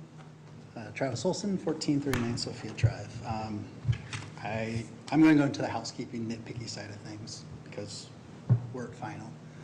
So we'll start off with the landscape plan. I asked you guys to do the math on the landscape plan. The short answer is they're not meeting the caliper inches that their report shows. Simple math and actually doing the calculations would show that they're short by 2 caliper inches. So they did just enough, but the table doesn't represent it. The table actually shows that it's 2 caliper inches short. Hate being nitpicky, but they're saying that they meet it, but they don't. And simple math could have done that, and staff could have checked that, but they didn't. The last page of the civil plan, if you go to that, it's the lighting diagram. Okay, hold on 1 sec. It still holds the old parking lot loop. Yet again, they didn't clean up their plans and what was presented to the city staff to make sure that it included all correct. In this case, it's a parking lot. On page 19? The last page. Last page. So last page, the one that shows the lighting side of things. So yet again, they're providing information at the final step that is not accurate all the way through. Now, like I said, I'm being very nitpicky, but we're at final. It shouldn't be the case. This is the dotting of the i's. So something those are 2 easy things that they can fix before they go to city council. One last question, and this is probably more for Jeremy with Jonathan, but if the developer is providing a donation for playground equipment because the commission encouraged a tot lot, they're paying it off by giving it to Jonathan. I'd like to hear from Jonathan how they're going to use those funds and where those funds are going to be used for, specifically, so that the residents of Jonathan knows, one, where the money came from and what it was used for. So making sure there's full accountability on that side of things as well, too. Last thing is dealing with the size side of things. We have to ask ourselves why the city ordinance was set up the way it was for the usable open space, why it was set at 15%. So it wasn't set at square feet, it wasn't set at number of, size of acre per apartment building. It was set on a percent of the gross area. So you have to look at and think about, why was that put in place? Just like with any rule, it was put in place because something happened. Now, this was put back in 1997. Okay, but something happened that caused the city to put this in the city ordinance. And it put it in there specifically for 15% of the usable open space of the gross area short the wetlands. It's very specific. Why? There's no explanation of why, but that's what the ordinance is. And it's in tandem with the floor area ratio to make sure that the size of the building is in balance with the community that it's going into. So that's the part where you have to be able to look at, why was that rule put in place? Not that it is there, but why was it put there? And why are we deviating from that decision that was set there? I mean, the comp plan, we do it every 10 years and, they refine it. And we reference back to that as into why things need to go in certain areas in Chaska. We're not, in objection to the multifamily because it's been multifamily for a number of iterations of the comp plan. But what hasn't changed in that whole time frame is a city ordinance of what you can actually do with that parcel of land. If we go back through this whole phase of this project, it started off as a 27-acre lot, and they divvied it up, and they used that for the denominator of how much gross area. But the part that we don't talk about is that the owner, Chaska Investments, sold off the 4 acres of developable land to D.R. Horton. But yet they still want to use the rest of the parcel of land to be able to say how big a building they could do. Well, they didn't have to sell that 4 acres to D.R. Horton, because if they didn't, that 4 acres would have checked the box for the open space that's required for the multifamily unit that they want to build on the developable land. So going back to the finding 1, which is the the wetlands did it to them. No, technically, they had an extra 4 acres of land that wasn't wetland, because they sold it to D.R. Horton. So there was 4 acres available to them, but Chaska Investment sold it somewhere else and made more money. Now Chase is saying, we can't meet it. Well, yeah, it could have, but we allowed things to progress and allowing D.R. Horton, or allowing Chaska Investments to sell to D.R. Horton to be able to develop there, while at the same time, staff was telling us that it was meeting the requirements of the open space for this development. So we can't use the rationale that it was done to them. They had the space. It's just a matter of they decided to make money another way by selling it and developing another way. So back to that point, they did have the opportunity. They just didn't take it. And now they're trying to capitalize on being able to say, we need a bigger building. We know what the answer is going to be because of what your decision was on the first one. And, but I do harden you to at least look at, this is the full picture. And being able to decide that now you are deciding, is it too big of a building or is it just the open space? So, thank you. Thank you. I do have some thoughts and questions, but I do want to say I do have some thoughts and questions, but I'll let the public hearing continue first. Yeah. Why don't we continue About the ordinance. Is there anyone else would like to approach? And then we can. Can we get on record for John? Yeah, that Yeah, I we can. would like to hear. Want to from make sure Jonathan. everyone's heard first. One moment. I would Yep. say the question to Jonathan came from a member of the public, so it's going to be the planning commission's, direction to ask that question. It might be most appropriate to be asking the questions that you all have out of the public hearing after the public hearing is complete. So my recommendation would be to ask if there's any other members of the public who want to speak to this project. After the public hearing is closed, the commission can decide what questions they have for Great. clarification. Yep, okay. Would anyone else like to approach? So again, Jeremy Landcamer Ely, 1368 Romeo Court, and I'm speaking right now on behalf of myself as a resident of Cloverfield 4th Edition and living right across the street from this development. I think that one of the things that, it echoes similar sentiments that I said earlier. These are very difficult sites to be developed. It's a great product. I really appreciate what the developer has done to aesthetically address making this fit in from a very kind of contemporary product we saw in the beginning to now something that fits with what could be a little bit back to 2000s design, but just to make it a cohesive product. So I really appreciate that. I also appreciate the fact that the developer and the owner, Chaska Investments, listened to our neighbors when we talked about the challenges with the Oak Creek development and traffic going up through existing neighborhoods. There was a lot of concern.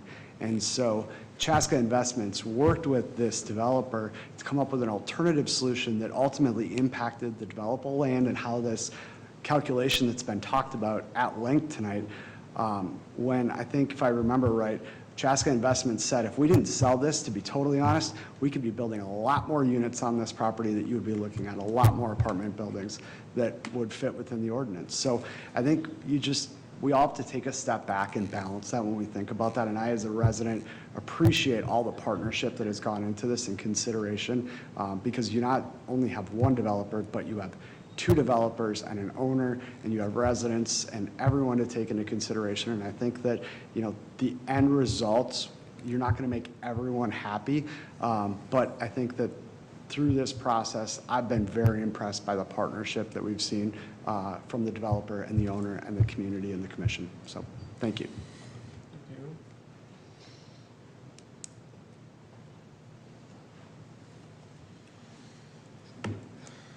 Anyone further? Just, Okay. Kevin, I want to make sure if Anyone he's phone? listening, there's no one on Zoom. Yeah, there's no one on Zoom with their hand raised. Okay.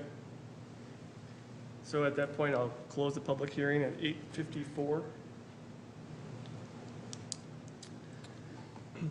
And then I think it is, to bring it back to commission and talking to staff, I think it is worth noting on some of the cleanup things that Travis had mentioned. The trees, kind of clean up, there's a small delta there. The lighting and the plans and the civil should be cleaned up before council. And playground is a Jonathan thing. We can get to that in a second. In terms of the ordinance, the whole gross area with the usable area, open space, you know, I'm running through this, I'm thinking, well, it's kind of arbitrary. Because what if that property line passed through when there's only 5 acres of wetland and 5 acres?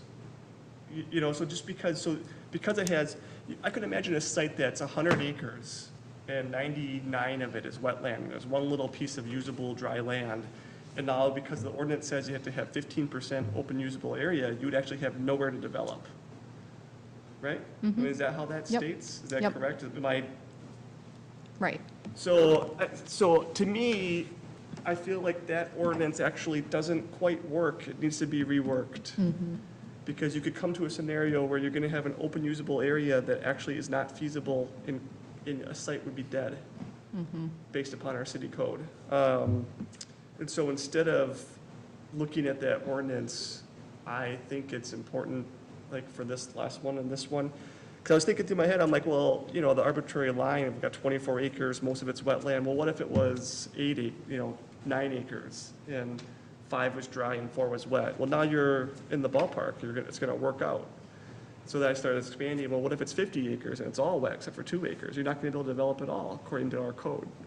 So I think that's something outside of this commission, obviously, but it should be addressed, maybe decoupled with the floor area as well if we're going to go forward with that, because you could find yourself with an unusable site according to our code. If everyone follows my reasoning there. Makes sense.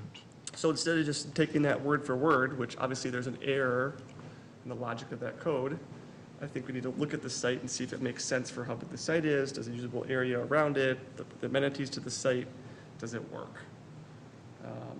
So I just wanted to state that. And then to ask for Jonathan, are you here on yourself or representing Jonathan? I can certainly represent Jonathan Association as the president. So I have a question for you then, if you wouldn't mind. Do you have the money earmarked as to what you would spend it on? I mean, obviously you got a lot of Jonathan going, you know, a lot of area to. We do. Does this just go into the pot, or do you have something in mind? So what I want to do is I would like to, since we're now on record, I want to clarify the statement that was made and kind of how this all has transpired. So if I may, I'm happy to present a copy of this letter as well, for the record.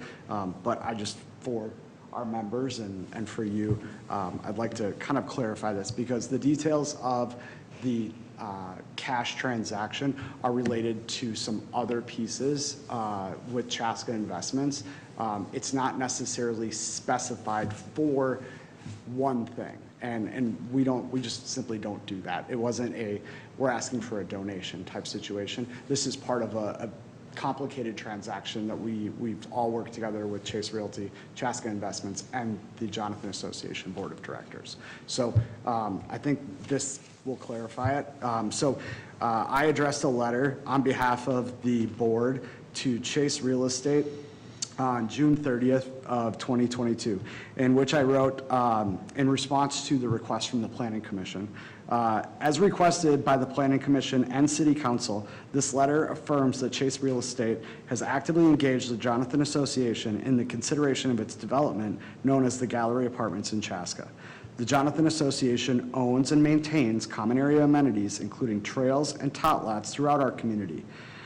Comprising over a third of Chaska's population, our members welcome non-member residents without restrictions to share in the enjoyment of these amenities. We consider this being a good neighbor in the heart of the best small town in Minnesota. In our discussion, we shared how we could continue a similar cohesion with the addition of your non-member development. The association is mid-construction of rebuilding Juliet Park, which is directly east of Clover Ridge Drive, to better serve the growing community. Additions include equipment, concrete paths, and adjacent picnic pad areas. We will likely execute a similar project at Clover Preserve Park to the south and the new Oak Creek neighborhood to the east. In kind, you have offered to make your proposed dog run and other trail-adjacent amenities open to our members and Chaska residents. I would encourage you to work with your design and landscape architects to identify solutions that can visually alleviate the perceived size of the building. I believe addressing these and additional concerns at the community meeting on July 9th will garner further support from the neighbors. We look forward to hearing more at that time. Sincerely, Jeremy Ely. So I hope that clarifies our position. I think it does, thank you. Yep. Are there any other questions for me? I do not, too. Commission? Thank you. Okay. I have no further questions for the city staff. Do you guys have anything to discuss amongst yourselves?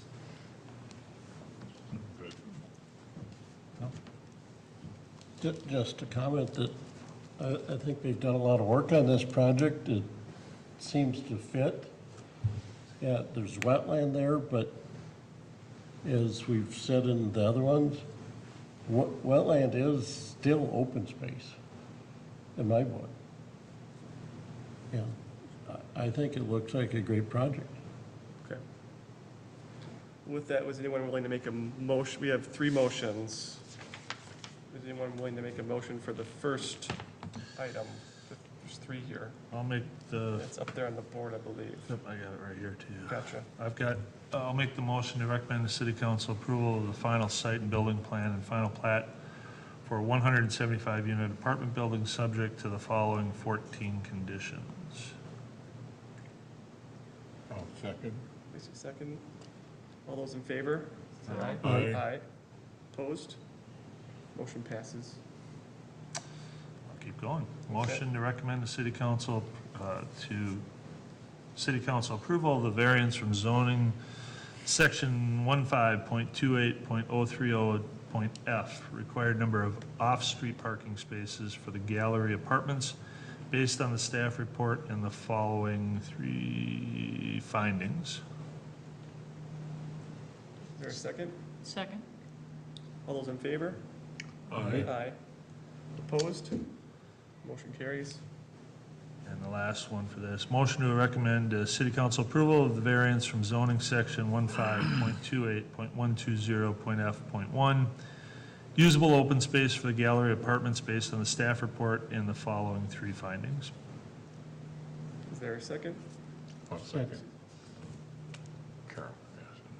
Okay, Austin, second. All those in favor? Aye. Aye. Opposed? Motion carries. And I believe that would be it. Liz, as it was noted, the cleanup items would be Yep. good going into council. Yep, we can have the developer do that. Yep. And then I think that moves us along to 7C.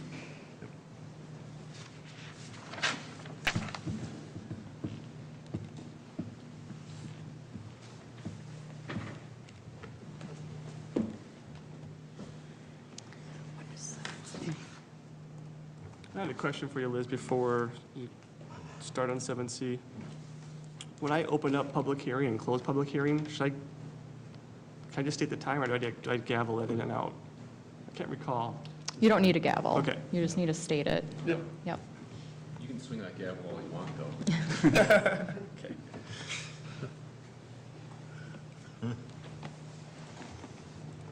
It's not as dramatic as on TV, where it's like, order. Right, right. Okay. I had to make sure I was on the right item. All right. We have a preliminary plat in front of us this evening for the project known as Hidden Maples. It didn't have a name when it came through for concept. It was basically known as the project off of 6th Street East and Maple Street in downtown, but now they have a name for it, and it's known as Hidden Maples. This is being proposed by Landmark Builders. So the site in question is a half block within downtown Chaska off of 6th Street East and Maple Street North. It is the former location of Firemen's Park 2, so you see the playground set there of where the park is or was. The site itself is 1 acre in size and is surrounded by single-family residential on the east and west sides. There is some industrial properties to the north and northeast or northwest in this site. So in terms of the three-step process, we're at the second step in the process for preliminary plat. And they'll have to come back for final plat if this moves forward. So as I noted, the site that we're looking at is the former site of Firemen's Park 2. This park was owned by the school district. The city never did own this park or consider it a public park within our maps and comprehensive plan. Even though it looked and felt that way as you were visiting it, but it has truly never been deemed a public park with the city. The school, since they had ownership of that, decided to sell it off in 2019. There was an agreement there that the city had first right of refusal on the sale, meaning that the school approached the city first on the sale before putting it out into the open market there in terms of whether or not the city would want to buy it. So back in 2019, our Park and Rec Commission and Department reviewed that park and the potential acquisition of it. They looked at it at their March, April, and June 2019 meetings to determine whether or not they would purchase the property. They did conclude that they were not going to pursue it or purchase it and made that known to the school district. Shortly thereafter, the park sign was removed off the site so as to not create any additional confusion with the site being a public park or anything of that nature. And coupled with that decision in 2019, it did prompt the city to further evaluate where to look at future park area on the east side of downtown, east of Highway 41. Our comprehensive plan guided a certain area of eastern downtown for a public park search area.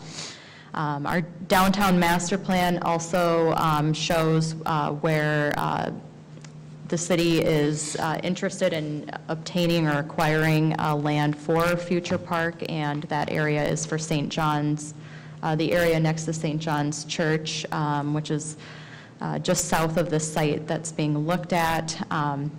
Again, the city made the determination to kind of go full force on acquiring or looking at the area next to St. John's Church to put the future park on. So again, that's consistent with our comprehensive plan that has guided it that way, as well as the downtown master plan has also specified that specific area for the park space. So discussions are still ongoing with the church regarding this. So just to bring in those exhibits from our downtown master plan more specifically, this is from kind of the guiding principles portion of the downtown master plan, highlighting where the future neighborhood park would go. And again, this is on the site just directly north of St. John's Church that they own, is what would be desired. And again, the land use portion of the master plan, downtown master plan, also highlights that area for park. And again, the area where is the subject site in question tonight has also been guided as medium-density residential within that same plan. So there wasn't intent for that to remain a park. So tonight's request, they're asking for preliminary plat approval for a 4-lot subdivision on that 1-acre parcel. Before in the concept plan, they did show 5 lots to reflect the other side of the block, but due to some of the constraints of the site and where right-of-way needs to go, they did pare it down to 4 single-family lots to fit on that site. The zoning out there is currently zoned, so it is R2, which is medium-density residence, which is consistent with what they're proposing, and the comprehensive plan also guides it to be that way. Again, this area is 1 acre in size. There is a small playground on there. The developer, I believe, is pursuing taking that away pretty soon into this process to develop it for single family. This is the layout of the 4 lots. So again, one of the kind of unique characteristics of the overall area with Chaska Creek kind of squeezing in on that south western side. It squeezes in 5th Street East and Maple Street to create a curve here, and hence why the half block here is not a full block. The property line actually goes into the existing street right-of-way area, or what we would consider right-of-way. So one of the things that will be cleaned up as a part of this plat is that the lot lines will pull back to where they need to be, and the right-of-way will be dedicated for 6th Street East and Maple Street North. The homes that they're proposing will not have basements. What we showed in the concept plan, or started to iterate in the concept plan, is there is poor soils out on the site, so it does provide constraints in terms of the type of construction that you can do out there. So one way to combat that, or to alleviate costs with poor soils, is not having basements. So these will be slab on grade type homes. They did initially show that these could be 1-story homes, which were included as a part of the packet.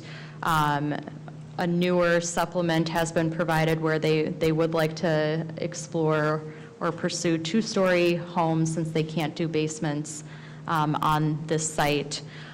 So that's one change that the developer wishes to make with these lots. And with that, they are proposing 2 to 3 stall garages. The 2-stall garages are on the end caps, or the end lots of the block, and then the 3-stall garage options are in the middle. All the driveways will access onto Maple Street North. There is a half-block or alleyway right-of-way in between both of the half blocks here that the city does own. However, due to the topographical change between the east and the west side, there's no way to get an alleyway back there. That's just kind of the general layout that you see in downtown Chaska, just with its age and so forth. So there are some right-of-way areas that alleyways could have gone, but just from a topographical standpoint, that would not be the case for this block. So again, they're proposing their driveways onto Maple Street, which is consistent with what would be expected out here. There's other homes across the street that also have driveway access onto Maple Street. They did do a survey for the trees on the property, and 14 existing trees on the front side of the property will be removed as a part of this project. A majority of these are trees that are under 6 caliber inches in size, so something that we don't necessarily consider significant. And then the other ones that fall over that threshold are mainly ash trees, so trees that ultimately the city would look at as susceptible to emerald ash borer. So the trees that are being removed do not hold any major significance from staff standpoint in terms of trying to save on the site. They will be installing new trees with the development, consistent with what we normally require in single family. I think the difference here is they don't have a boulevard. They won't have a boulevard with the street reconstruction that will happen. on Fifth Street and Maple Street, so the trees will be installed within the lots, which is an appropriate change to not having a boulevard here. And that is a design that is coming from the city side. Since they're in the R2 zoning district, they will be meeting R2 lot standards for setbacks. A couple things to work on for final, working on how they're going to meet anti-monotony for the four homes there, making sure that they're providing variation between each of the lots within the confines of that code, and then finalizing the house types that they're proposing as they move forward, so that's clear as to what they plan to do. So with that, we're asking you to make one motion this evening to recommend approval of the preliminary plat for Hidden Maples, and then based on the conditions listed in the staff report. This will also head to the city council date on Monday, July 18th, which is the following Monday from now. Happy to answer any questions. I do know the developers here in the audience as well, if you have questions for them. Thank you, Liz. First, any questions from the commission for staff? Yeah, I've got just a quickie. All right. As far as the size of the homes are kind of consistent with the area, does that include the stories, or is it mostly in that area is going to be like cottage, rambler kind of?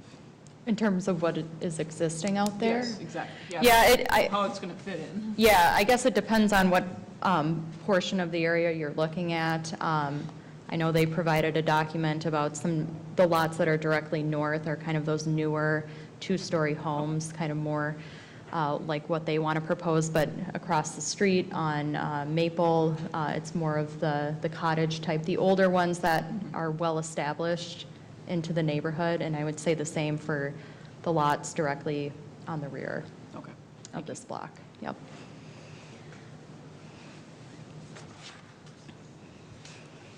Is there any further questions for staff? I have one. Sure. Kind of along the same lines of the housing style.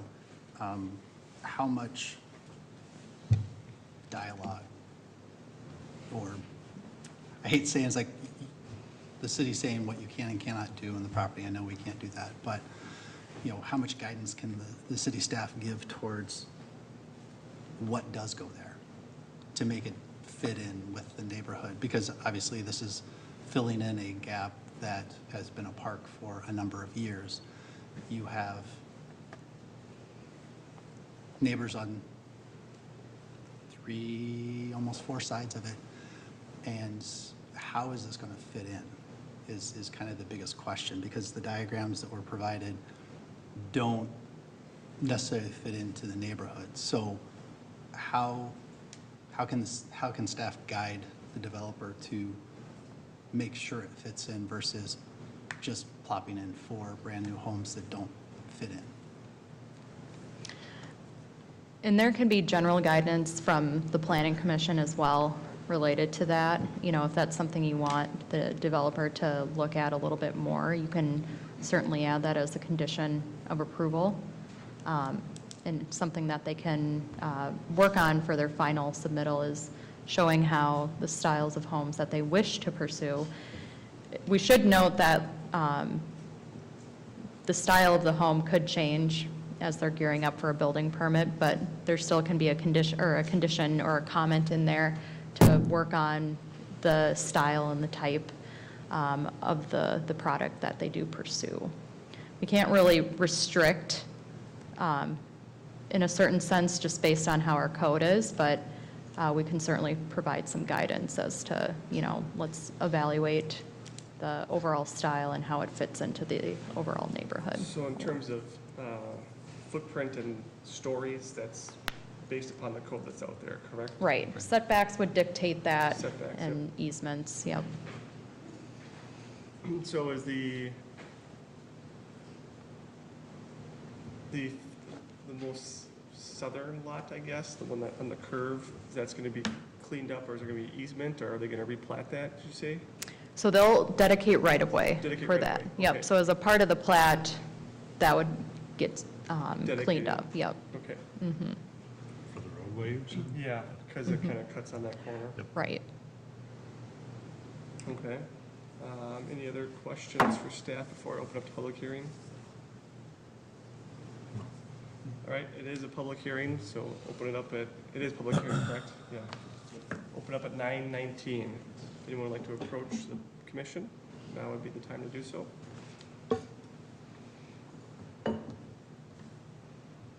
Going once? Nobody here? Is there anyone on Zoom? No, there is no one on Zoom with their hand raised. Okay. Don't look we have any takers. At 9:20, we'll close the public hearing and bring it back to commission.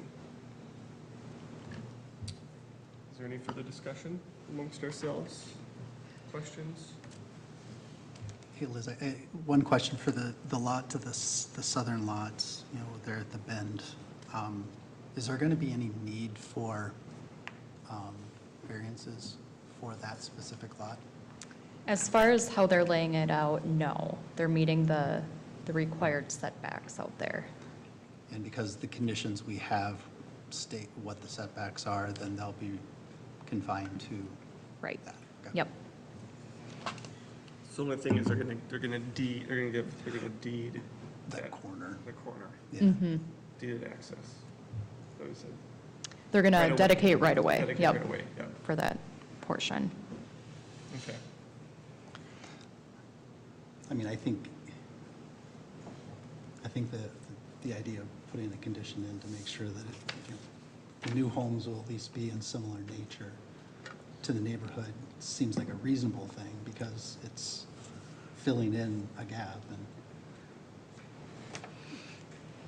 Yeah. I don't think you can dictate to a developer, well, what, as long as they're meeting the code that way, what they can build and can't build. Yeah, how much guidance do we have? Yeah. Sorry. We can Give give like on the styles. anti-monotony type thing, and we can give the style side of things, meaning it needs to be in similar style to the neighborhood. that Yeah, we it's can in. provide guidance. Right. We can't provide a specific code that they need to meet okay. for that, but it's certainly something they can work on for their final to try to bring some elements in to that comment. Okay. You had that listed on your work for, as we move towards final, didn't you? Well, that was the monotony. Monotony, and you had one other thing on there.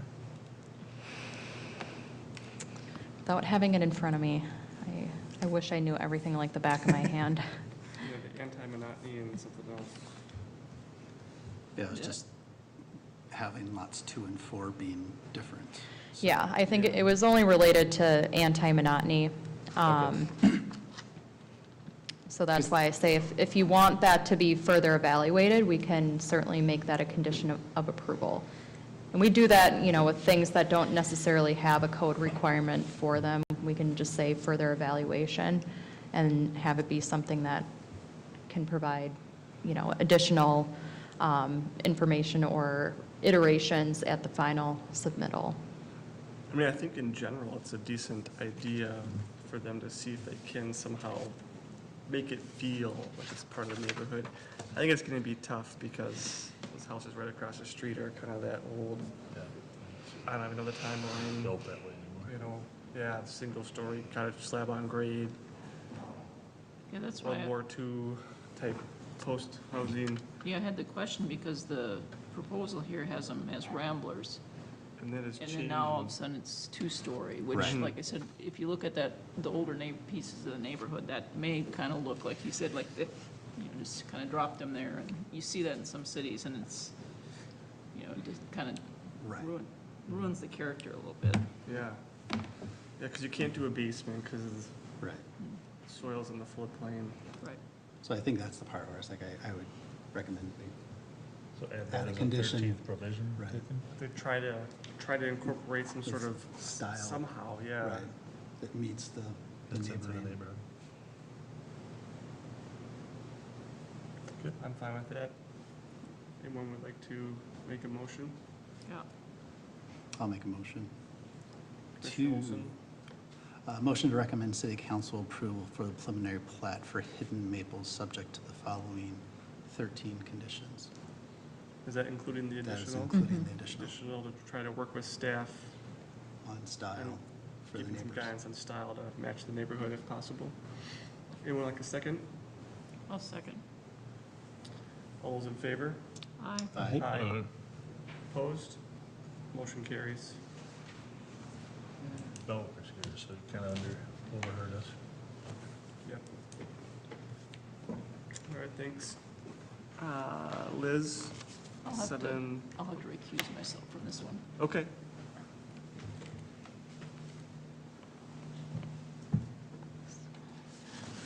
That's back to you, Liz, for 7D. Okay.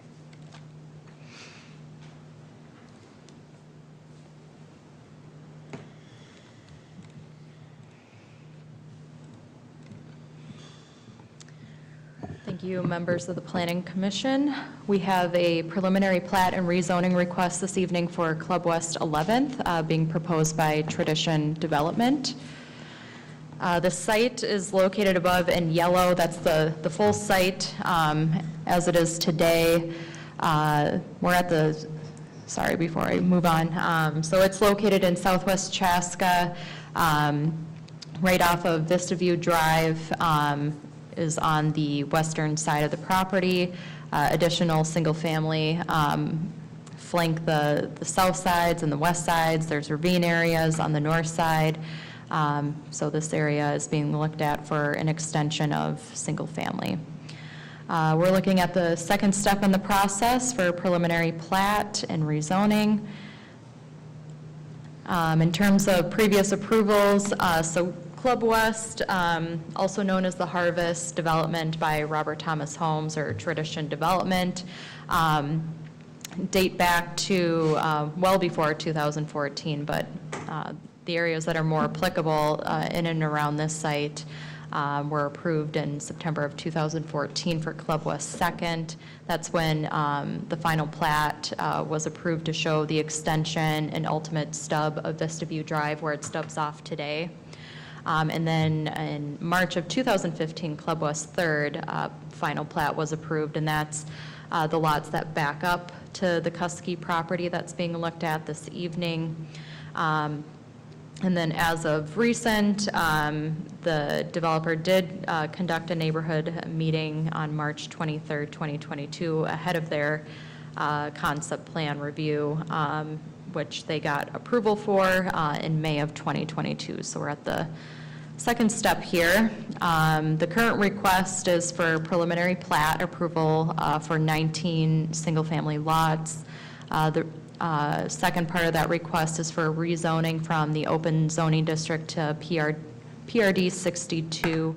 This is the same zoning district that applies for the existing Club West neighborhood, so that would apply into this new extension. The comprehensive plan guides this area for low-density residential and open space in some portions. The site that's being carved out of is a total of 35 acres. The overall area that they're looking at is approximately 10 acres of that 35 acres. This area is currently vacant and unfarmed. I think in previous years it has been farmed, but as of late it hasn't been. The east side, which would be retained by the property owner of this whole parcel, would still be owned by them. They do operate a mining business, which they've done so for many years up until they got annexed into the city. They are in the process of reclamation, meaning they're bringing fill back into the site. They're no longer excavating out of the site, so they're bringing in fill to bring it back to harmony, so to speak. One of the conditions of approval is to ensure that we get proper approvals with the city. All of the approvals that they had on the operation itself have only been through Carver County, which is very typical for properties as a part of previous townships. They would go through the county to get mining permits.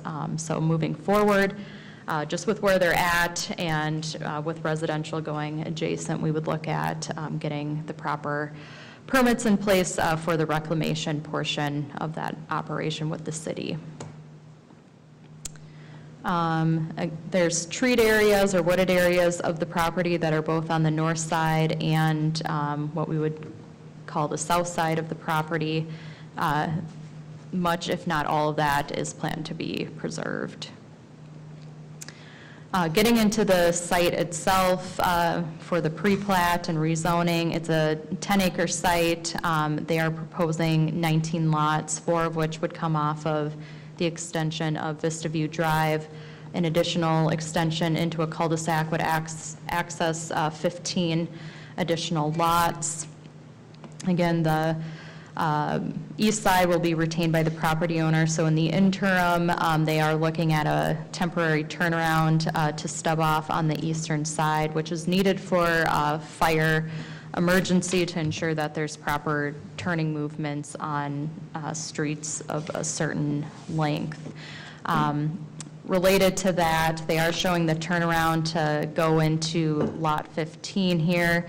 There is a question to further evaluate the location of this temporary turnaround so it's not on private property and on public right-of-way or property that's not planned to be a single-family lot. So that's something as a condition for them to further look at to clean up by final.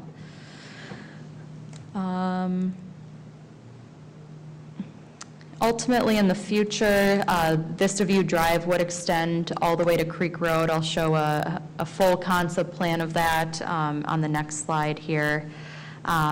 They do plan to have a couple points of areas that could essentially be access points into the ravine system. So Outlot A, which will have ponding in it, but also have some open space around it, will allow people to gain access into the ravine system, which much of it will be deeded to the city of Chaska, which is consistent with what we've done in other editions of this neighborhood.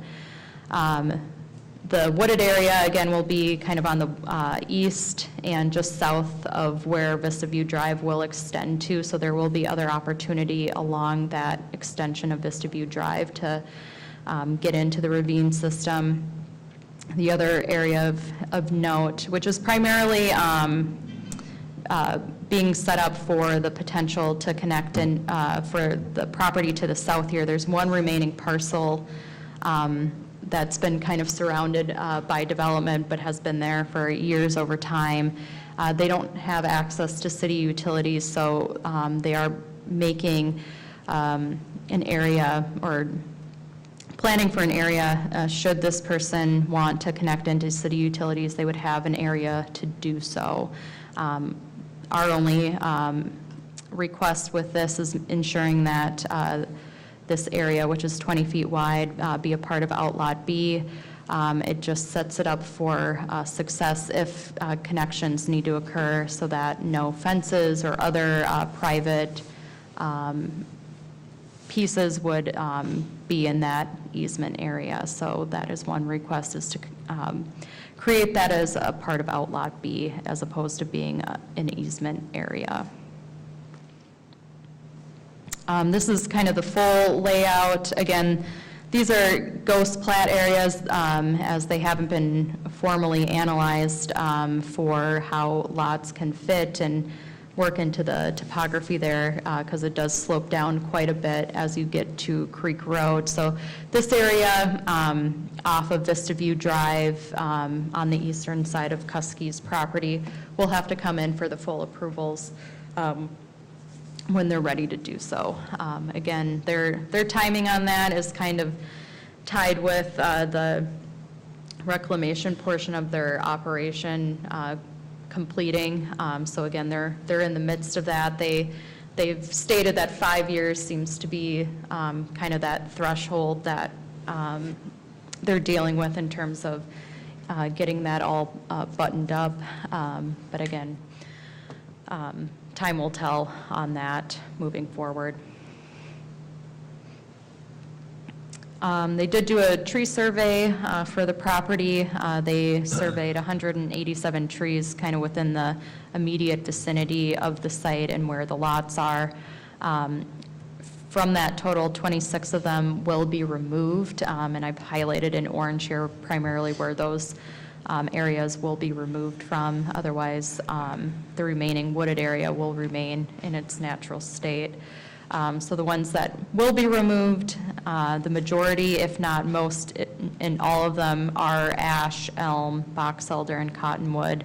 I think there's 2 oak and maple trees within the 26 to be removed, and they're not of caliber or a health state that we saw in the field as being something to further pursue. So I think based on what they're preserving out there and what's being removed, it is an appropriate direction.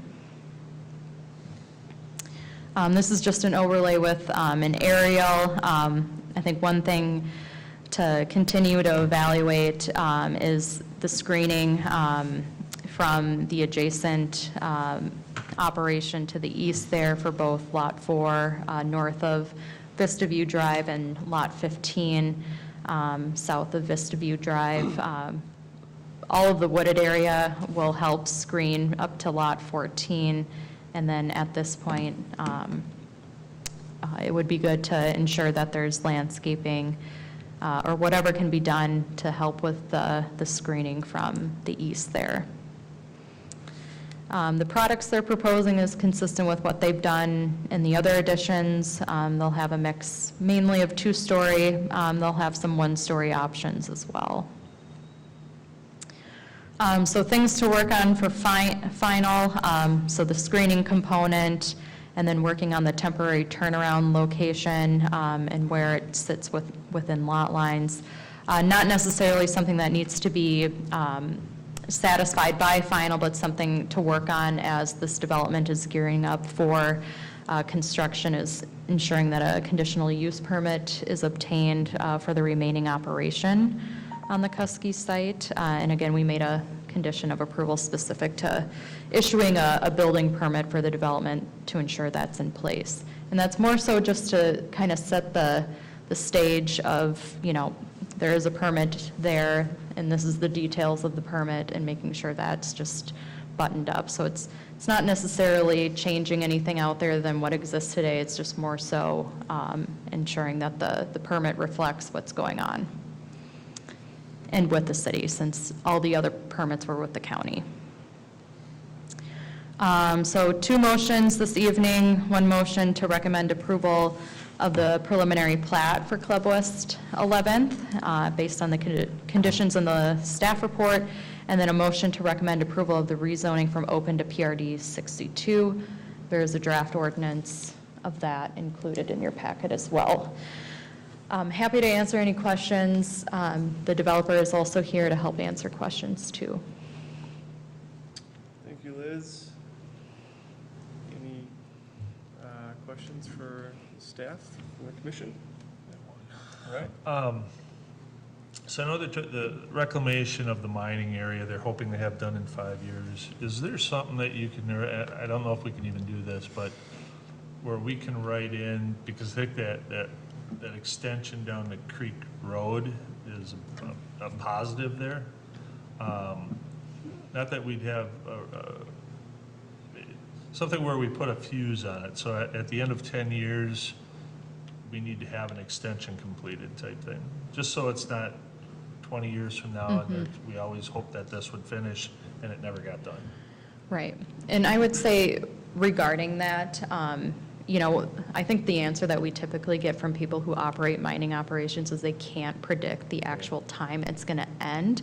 But there are ways through the CUP process to put on annual reviews to help understand where things are at. And if we know that things are kind of gearing up for development, you can start to kind of press on that as you go through those annual reviews. But I think that's probably the best approach you can do to try to address timing and renewals and that sort of thing. Yeah. So that'd be outside of our scope, more towards the city council than as a, No, it would still be within your review. So a conditional use permit would have to come through you first for recommendation, and then it would go to council. But a part of that, you would be looking at setting up kind of the details of the CUP, which, again, our intention is to really kind of reflect what's currently going on out there, but one piece of setting up the CUP is looking at, do you put an annual review on it, or maybe it's a 2-year review? You can kind of make it what you want on that. they already have a CUP for that. They do with the county, Okay. but not with the city. And so that's what we're trying to do, is ensure that we have a permit with the city under our own code. Because effectively, the one with the county is not being enforced or reviewed by them. So does that CUP, that's going to come with the next step? Is that? It probably wouldn't come with the final, but we do have a condition of approval that in order for this development to get a building permit, that we have that in place so that they can have accurate disclosures to the people who are buying what is already in place out there from a permit standpoint and what that entails. They still do that regardless of a permit, and have done that in other communities, but from our sake of things, we want to make sure we have an actual permit that reflects what's going on out there. So if there are concerns or complaints that come out of the new development, we have something to go off of. So then it'd be recommended that it's done before final? Done before they apply for a building permit. It's a condition of approval, which Right. is it's already in here. Right now, the intention would be, it's a condition of approval, of the final approval, Yep. that the CUP would need to be issued before the developer could Can obtain its pull- first building permit. Before they can pull a building permit. Right. Correct. Okay. So there's incentive there Mhm. from everyone to do that. Yeah, otherwise, they have approvals, but they still can't build Mhm. until they get the CUP done. So And it's also a way to allow the developer to continue to proceed, assuming that you all in city council feel like it's a good development overall, allowing them to proceed, towards grading and site prep and all that kind of thing, which gives ample time for that CUP process to get concluded. So the developer can continue and move forward, the CUP can, get ironed out, Yeah. and all those things are then in place before they're starting to actually put homes. So to clarify, so what we could do, as Commissioner Bansky had said, is we could add on an annual review to that CUP if Yeah, we wanted to. There's some discretion there as to how frequent that review would occur. Right. So maybe it's- Some sort of review period. Right. Okay. And that would be when it comes from CUP. For Yeah. the approval Yep. side of things, we'd be able to put that in. So, okay, so that's, I've got it, okay. So, yeah, they would need, so we approve it, it's already in, there's conditions approval, but they can't pull a building permit until they get it, so that satisfies that, I think. Right. But I think we could add on some sort of review period every so often, Right. if the commission is so inclined. And I don't think you need to determine that now. Right. It's more so Yeah. when the conditional use permit Right, when comes it in. comes through. Because that's gonna come through. And I think that would be more Yeah, appropriate. that's gonna come through here. Right. Right, yep. Okay. Hey Liz, question for you on the setbacks that are already out there in their traditions in Club West. So I don't know what the numbers are, but it seems like these might be different than what's out there already? No, it's the same as the 2nd through 10th editions.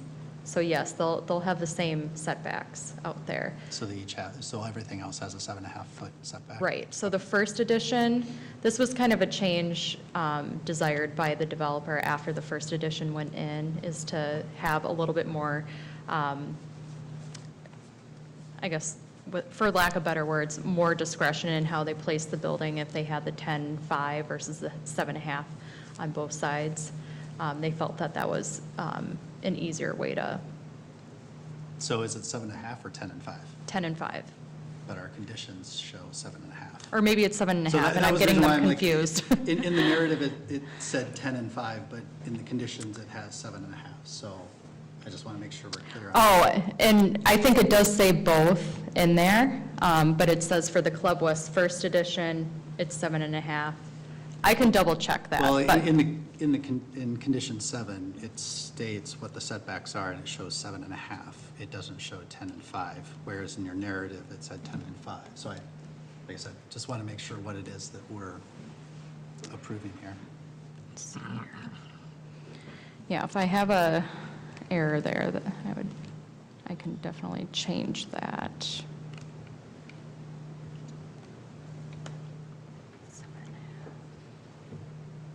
Mm-hmm. And then what the PRTs.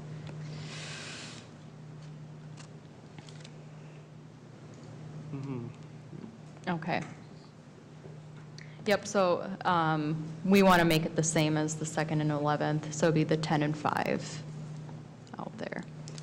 So we'll change that before council. But effectively, you're getting the same separation. Right, no, So I get that, but. it's just how they want to apply it Right. in the, And, you know, if you're wanting to make a motion of recommendation tonight, you can, in your motion, say that you want, you know, to Yep. revise that condition Sure. to reflect the 10 and 5. I have another one dealing with, sorry, getting back over to it. The cul-de-sac on Vista View Court, specifically lot 7, it looks like it's impacting, or there's a wetland impact there. What, or how is that being addressed for that? Or what's required to be addressed for that specifically? yeah, so they have to go through the technical evaluation panel if they're going to impact a wetland and basically state their case as to why it and how. And the technical evaluation panel would have to make a decision on if that's appropriate, which that's what they're moving towards right now. I don't know if there's any additional updates on that, but there is a process to go through on that. Because that also impacts the access to Outlet B. Right. Because it's going right through that Right. section. So that's something that's going to be addressed. By final. Okay. Yep.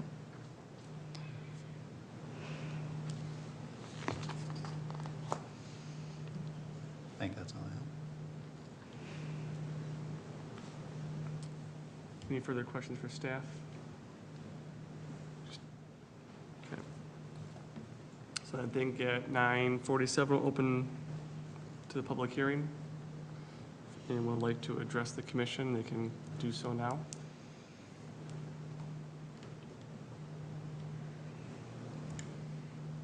Is there anybody online? No, there is no one on Zoom. So then we will close the public hearing at 9:47 and bring it back to the commission. Any further discussion? I'll make a motion to recommend the city council approval of the Club West 11th edition and preliminary plat for a 19-lot subdivision on 10.4 acres of land, subject to the following 17 conditions, with an edit to condition number 7 on the side setback of 7.5 feet to 10 and 5, or 5 and 10. Do we have a second? I'll second. Lacy, second. All those in favor? Aye. Aye. Aye. Opposed? Motion carries. I Second. think that, oh, that's, we need a second. Anyone, we need a second motion, sort of second. I'll make a Item. motion to recommend approval for the rezoning from open development O to planned residential district number 62, PRD 62. Olson motions. We have a second? Second. Second. All those in favor? Aye. Aye. Opposed? Motion carries. I think that cleans it up. Liz, back to you. Back to me for The next and final item, okay. Next and final, 7, feels like Z.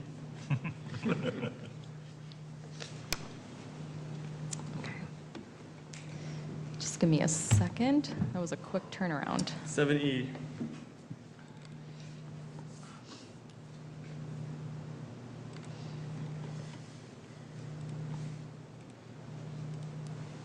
We've seen this one a few times. Yes, so if you've been on the commission long enough, I think dates back to 2019 and 2018, we've seen a couple iterations for the structures incorporated property. So we're looking at a new concept plan this evening for this site. So the site we're looking at is, it's got double street frontage, so we have Reveau Road on the west side and then Old Audubon Road on the east side. There is a private access, shared access point known as Arbor Drive that this site would have access to. The site, as it exists today, is currently agricultural. There's a ponding area on the south side as well as a transmission line on the south side, shown in its own easement. Oops. Just a couple views into the site if we need to refer back. So again, this area, or this site in particular, dates back to 1997. It was a part of the East Creek Carriage Homes plat, and it was platted as Outlot A during that time. And it was planned for industrial. So again, December of 2018 is when we saw the original concept plan come forward, and that's when it was approved.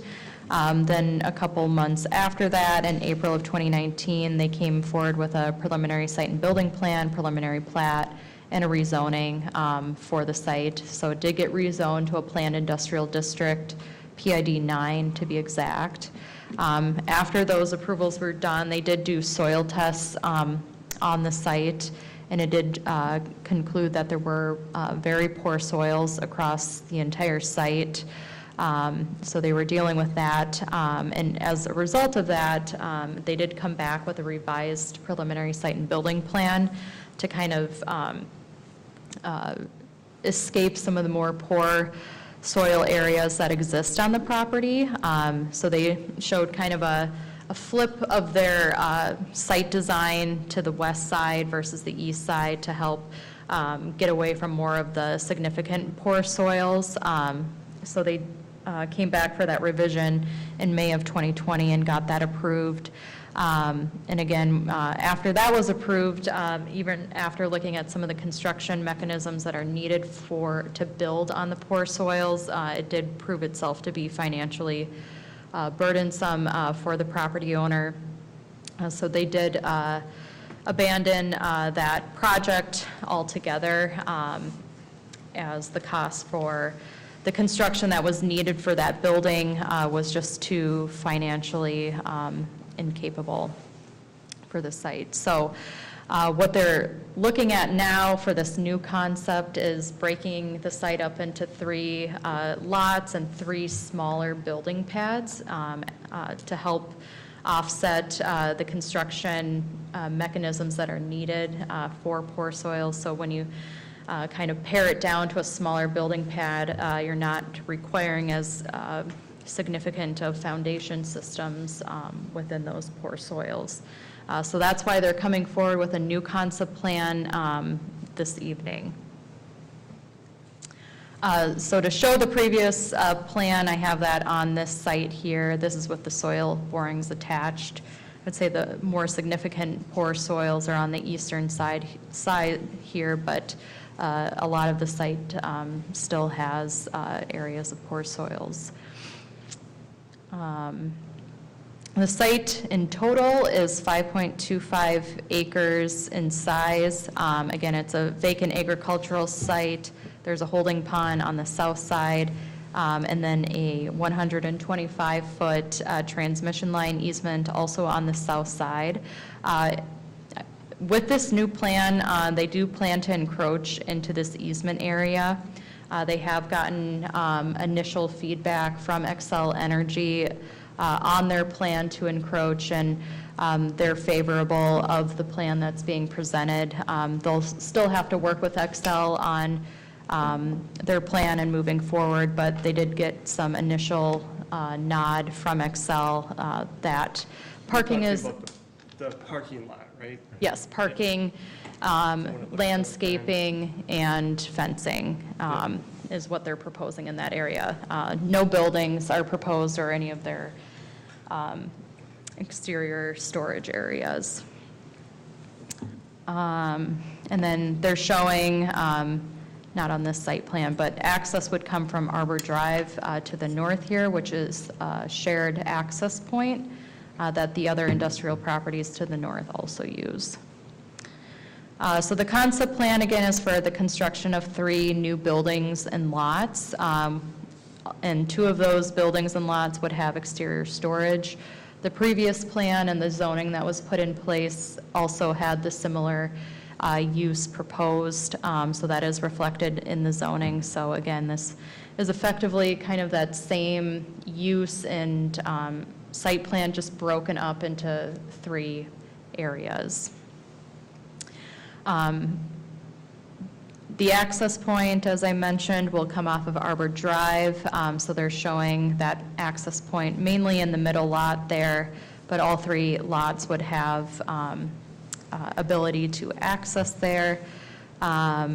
Shared access would exist through the middle portion of the site and across the site, so that all the sites have adequate access through the site and onto Old Audubon Road. They did provide us with 2 concepts, so concept A and concept B, just in terms of how they could arrange buildings and exterior storage areas. It's more so to kind of get some additional feedback on different variations of the site for them to move forward with. But this one's concept A. I would say the notable pieces of this, the size of the buildings range from 4,500 up to 5,600 in size, so kind of the smaller scale of the 2. The buildings are oriented mainly towards the street side. Some have parking as well, kind of in between. And then the exterior storage areas are on the south sides or set back from the front of the buildings there for the east and west lots. They are proposing privacy fencing along the southern side of the site to help with screening from residential to the south.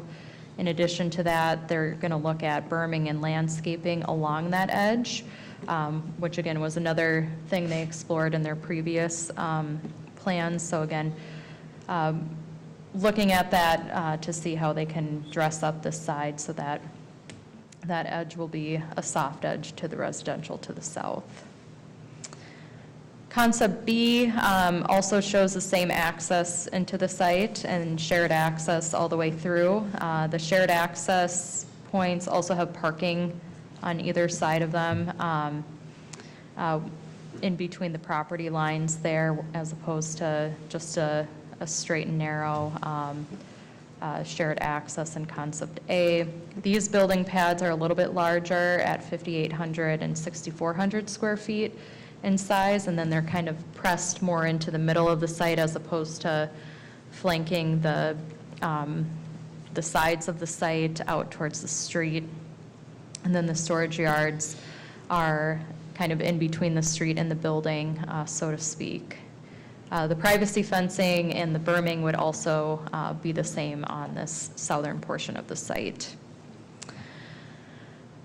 As we kind of evaluate good site planning objectives and how concept A or B kind of fits that, you know, when we look at sites, making sure that the streetscape side is a priority in terms of what you're seeing there. So being able to put the buildings closer up to the street allows for more of the architectural appeal to flank those edges, and then have exterior storage more internal, more hidden, is the more appealing direction to go.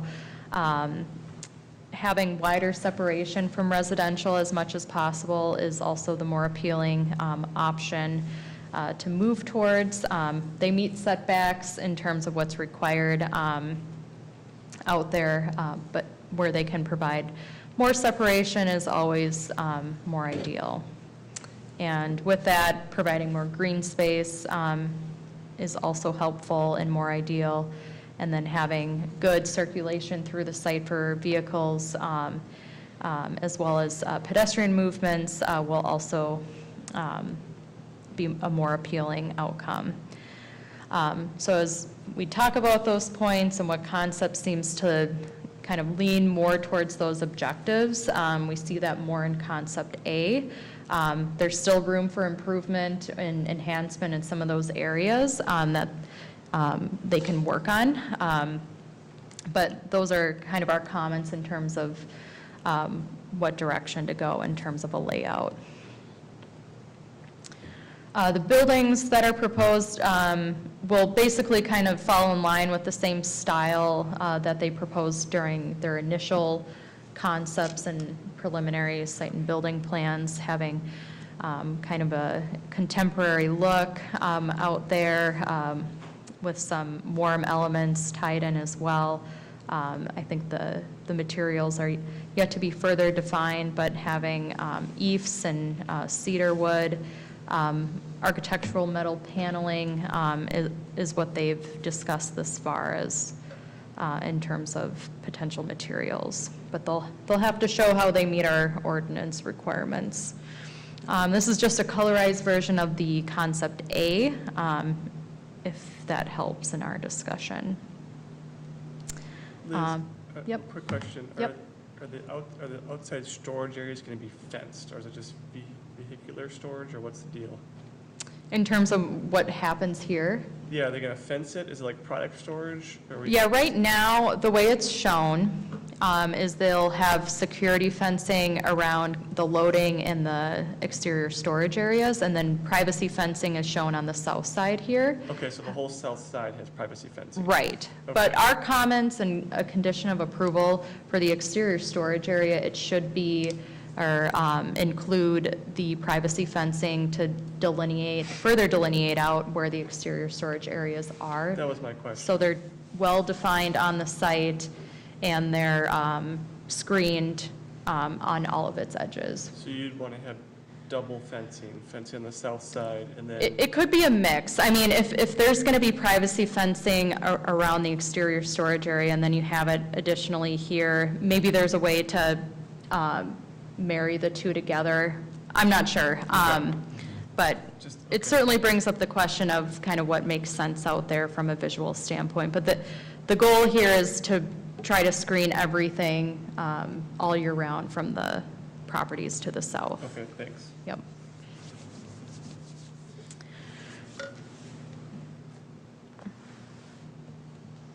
Kind of touched on the materials. So their intention here is to design all the three buildings the same.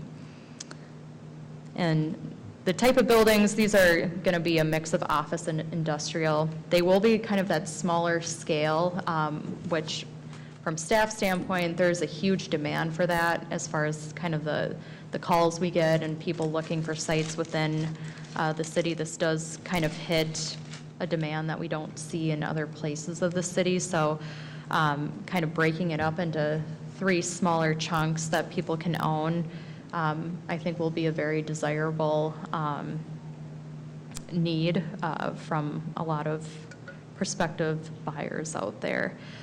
There are some things to work on. I didn't include that slide, but a couple things for them to work on is kind of the layout of the exterior storage and what's being seen from the roadside. Try to bring those into the center of the site as much as possible and utilizing effective screening measures around those storage areas with privacy fencing and additional landscaping. Always helps. Working on our building design and materials, working on are there areas for additional green space instead of more pavement and drive aisles. So just some things to for the developer to further look at, further enhance as they move on towards preliminary. So with that, we're asking you to make a motion to recommend approval of the concept plan for Structures Incorporated and based on the conditions that are listed in the staff report. Happy to answer any questions. We do have the developer here as well. Thank you, Liz. That was my question on the fencing, which I already kind of got in there. I guess I think either concept works. If you're gonna have fencing all along the south side on the perimeter, regardless, let's say, like, I don't know if it's, you know, which way it's gonna shake out, then I think either concept pretty much works. If for some reason, like, it didn't do fencing all on the south side, I actually think concept B might be, with maybe a little alteration on the first lot, might be the better one, because then the outside storage is sandwiched between the industrial on the north and the buildings. And so you don't have, it just depends on where the fencing goes, I guess. So I'm just kind of talking out loud. So then you have less of that outside storage visible to the neighborhood to the south. But, you know, if they wind up doing, once you work through it with staff, if you wind up doing fencing all on the south side, then the outside storage component might, on certain, depends on which concept you go with and how it all lands, might not need the double fencing. Maybe they just do security fencing if they're gonna have privacy fencing all along the border. So I guess that, you know, obviously you guys will work through that, but. Maybe fencing the berm there. Yeah, right. And speaking on what you had mentioned, we kind of just talked a little bit about that. I personally like, it's very creative to come up. I mean, it might be a little more expensive to build 3 separate structures, but I think I'm an industrial broker. It's super hard to find space like this. It's a very good entry point for entry-level people coming out of their garage that want to go do business, need a little 5,000-foot building. Super hard to find. I mean, it basically doesn't exist anywhere these days. That's, you know, new. You know, you have to find old product.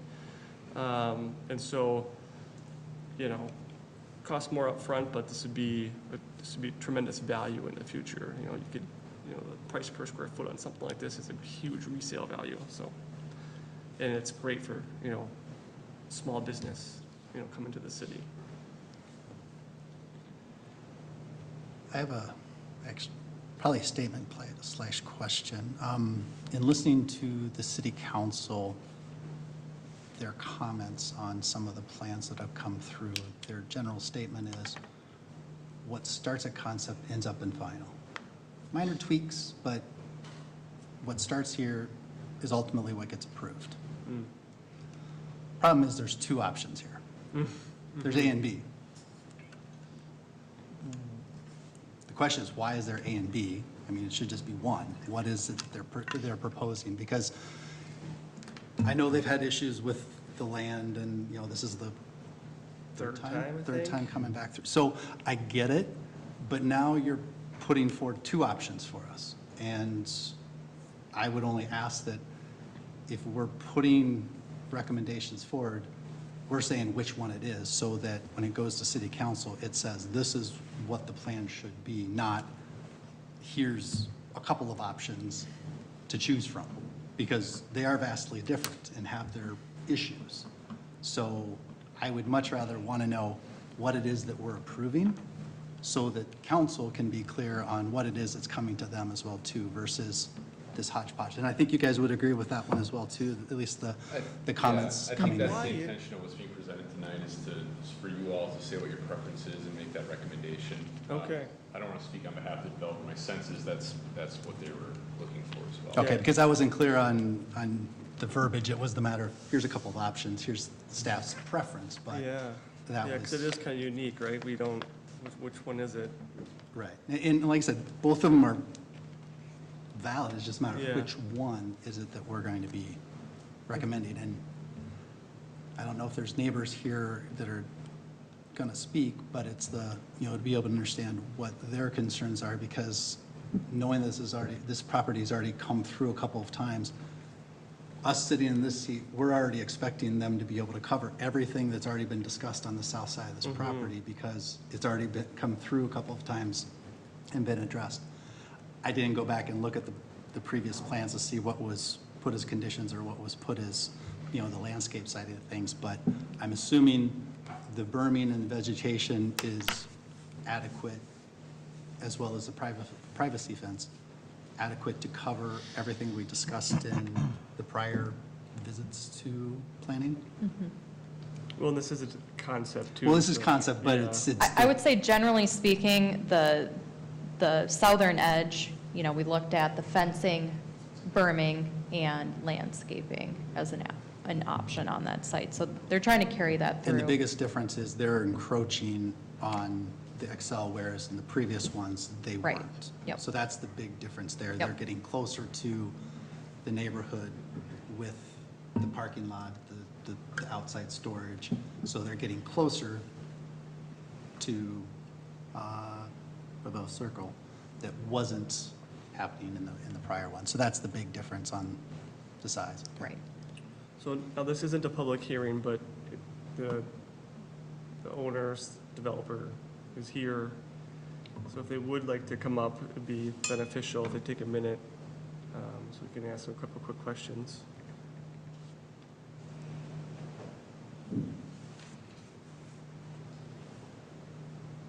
Did anyone else have further questions for staff here? Okay. No, good. Jeremy Banken with Structures. Brian Field with Anderson. And I think we need address, right, for a record? Yes. Your home address. Minnesota.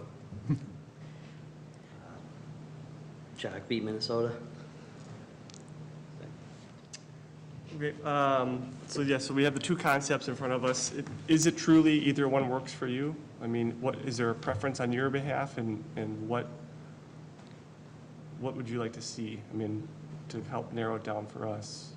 Our preference is A, so we submitted two just because we've been through this so many times, not knowing what staff would or wouldn't like to see, so we just went through the process up front. You give two different options in case there was a value one way or the other, so. More, sorry, I mean, if you like some things from one plan and we can kind of merge them together kind of thing, I guess we're taking the opportunity to get your feedback back to us. What do you like about both of them? Do you want to see them merged together, or do you prefer one? I guess that was our intention. Sure. Yep. And what, just so I understand where you're coming from, why you like A more? Just curious. From my standpoint, it just seems to flow better. The three buildings? Yep. Well, both of them have three buildings, but just, we got access in from Arbor Drive, trying to push, the storage where, our previous times in here, staff was pretty adamant about wanting the buildings facing out to the public streets and not sucked in, even when we had our one larger building on here. So concept A was what we figured staff would want. Concept B was just another shot at saying if we move some things around, what else can we do with the site? Sure. I like concept A better myself. I think it's got less linear feet for the outside storage that way, so a little bit less fencing, or it looks smaller that way. I don't know if the square footage is smaller. Looks probably pretty close to similar. I'm curious on the poor soils there. Is that just old swampland down there, or is that an old landfill down there?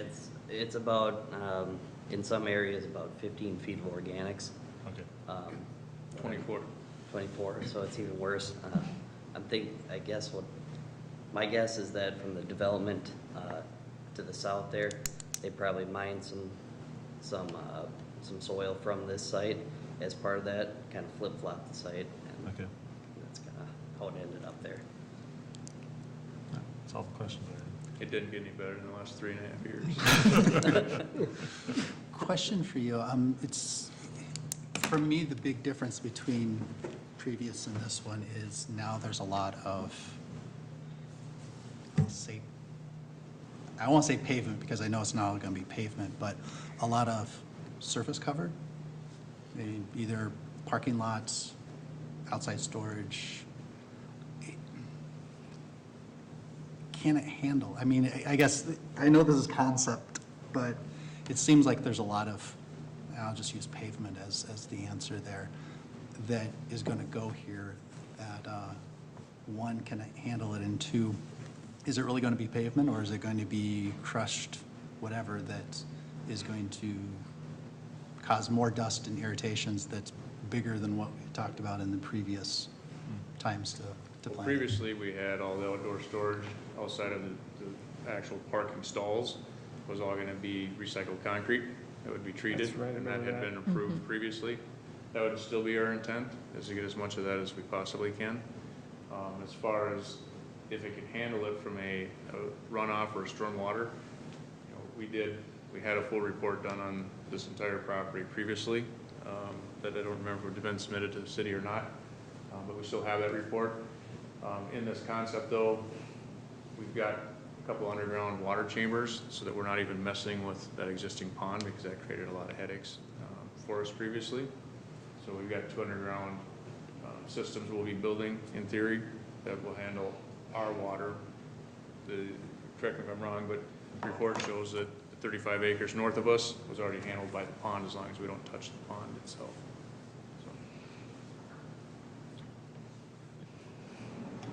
I want to know too, so you're all aware, a condition of approval would be, as they're going through the process, they do need to meet these, stormwater requirements in addition to anything that the county might have as well.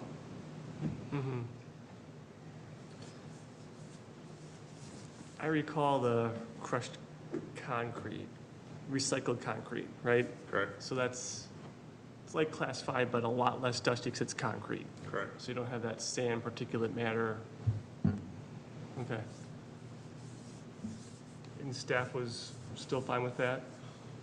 Well, I think that was just a determination that came out of the Planning Commission and Council, is that they deem that an acceptable material within the exterior storage area. Got it. I think the other areas, just by ordinance and code would have to be bituminous. But Right. if they're looking at the exterior storage areas, much like we did with the previous approvals, Yeah. then I think that would still stay in line with where we left off. Okay, got it. It's a creative, I have to remember that. That's an interesting product. Yeah, I'm fine with either. I like A too. If your preference is A, I like A. I think it works. I think you just have to work with staff on fencing and figure out the details, but like I said, I'm an industrial broker. This is what I do for a living, and these buildings would be a home run for you in the future. And it serves a need for the city. And for, potential people coming in to relocate a business whenever yours is done. But, yeah, so I'm in favor. Anyone else have anything? Sounds like the consensus of opinion is for A. Yeah. I agree with the layout as far as the outdoor storage that you pointed out. It looks like staff is happy with it, so I'd be comfortable With recommending making A? a recommendation. Okay. If anybody, unless somebody has an objection. No. No, I really think it's a unique, build, based on, the issues that you're Yeah. dealing with the land, with the soil side of things. So, it's good to see that you didn't give up on it either. And I'm sure there's a lot of blood, sweat, and dollars into where you're at right now. So, it's good to see it coming back. And like with everything else, it's concept. So, next one, it'll be good to see a little bit more detail into it, and that'll come through the process. But no, I congratulate you for sticking with it. And Thank you. Mm-hmm. There's a lot of things to deal with there. The pond, the power line. And power line, the yeah, poor yeah. soil. Right. Okay. This is a good example. Yeah, exactly. It's perseverance. Yeah. So I think we're good. I appreciate it. We can. Thank you. Would anyone like to make a motion? Do you want to ask if there's anyone in the audience? There's somebody that'd like to make a comment. Oh, I'm sorry. Go ahead. I forgot, it's not a public hearing, but Yeah, yes, I hung please. in there the whole time. Yep. Oh, you My did. name is That's- Bruce Nord. I that's live at perseverance. 871 Revolt Circle. I'm Yep. directly adjacent to the property that's being developed. And speaking for myself and my neighbors, I think concept A would be the preferable Okay, good. concept for the neighborhood. Okay. Other than that, everything has basically been the same. We've hashed through this before with the, with the storage in the yards and everything. It looks like a good plan. There's probably other things to be addressed further down the line, like lighting, because we're adjacent to a residential neighborhood. But so far, it looks great. Thanks. Thank you. Thanks for sticking with us for Yeah, so long. for kidding. That's the initial maintenance, so I want to know. We did do a neighborhood meeting 2 weeks ago. So Mr. Nord didn't make it, one other neighbor did, but that was all we had for. Okay. And that one will be the interesting one with the parking lot now coming closer to the Right. neighborhood, how the lighting impact is going to be because of just what's required for parking and where they're planning on putting it. And that would probably be the biggest thing to address, and we know that will be when it comes through preliminary. Maybe directional and or motion-based. Because back before, it was when it was just a single building, there was a lot of ways to be able to control the lights that way, and it was farther away from the neighbors to the south. So. I just want to make sure that there's no one online, too, that wishes to speak. There is someone online, but they do not have their hand raised. Anna, do you have anything you'd like to say? I do not, other than thank you. Okay. Well, with that, would someone like to make a motion? Yeah, I'll make a motion to recommend approval of the concept plan for Structures, Inc., subject to the following 26 conditions. Now, do we want to put in a For concept A. consent? How would we insert that? You could make it a condition of approval, or you could, I would make it part of the recommendation. So make the recommendation to approve Concept A. concept, the preference for concept A. yeah. Because, this is a recommendation to council, and so they can weigh in as well, but Yep. it seems pretty clear. I haven't heard, it seems like concept A is kind of preference of most here. So. Yeah. I'll second that. A second. All those in favor? Aye. Aye. Opposed? Motion carries. Thank you guys for sticking in there. Thanks, guys. Thank you. All right. So, other business, just received another meeting minutes. Has everyone had a chance to review those? And so we could just call those received, right? Yep, you don't Alright. need to make a motion on that. And then, make a motion to adjourn, but do we want to do a quick, anyone have anything to say or add? One thing, before we adjourn, just to remind you all, next Monday evening, we are intending to have a joint work session with the Planning Commission and the city. So that would start at 5:30 and go until 7 o'clock. When is that? latest. Next Excuse me? Monday. When is that? Next Monday. And the intention for that is staff has been doing a lot of research and work to take a look at different practices that other communities have put into place to publicly notify projects as they are proposed in the community. So there's all different sorts of approaches that other communities are taking. We want to have a conversation and an opportunity to present that to you and think about what would make some sense to maybe apply in Chaska. We've been seeing a lot of developments coming through, and I think that has been one point that we've heard pretty loud and clear that there's some desire for improvement there. So we've got some ideas that we want to share. We want to get feedback from both the Planning Commission and the City Council, and then we'll, understand what's the implement. Well, I didn't hear what you say was coming through. We're looking at improvements and changes that we can make towards our the processes that we have in place for notifying the community of project proposals and then receiving. And then it's on my calendar already, and I saw your email. Is it in person? Is it here? Yep. Okay. Yep. We can have a Zoom option available if anyone needs that. Just let us know, and often, that wouldn't be atypical for us to do that. So. Yeah, just want to make sure. Okay.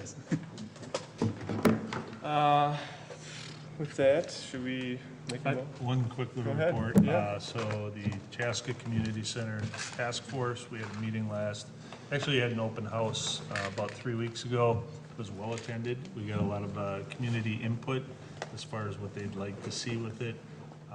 We have a meeting next week to kind of take that input and package it together and see what it all means to us now. So it's moving forward. All right. Anyone else, anything to add?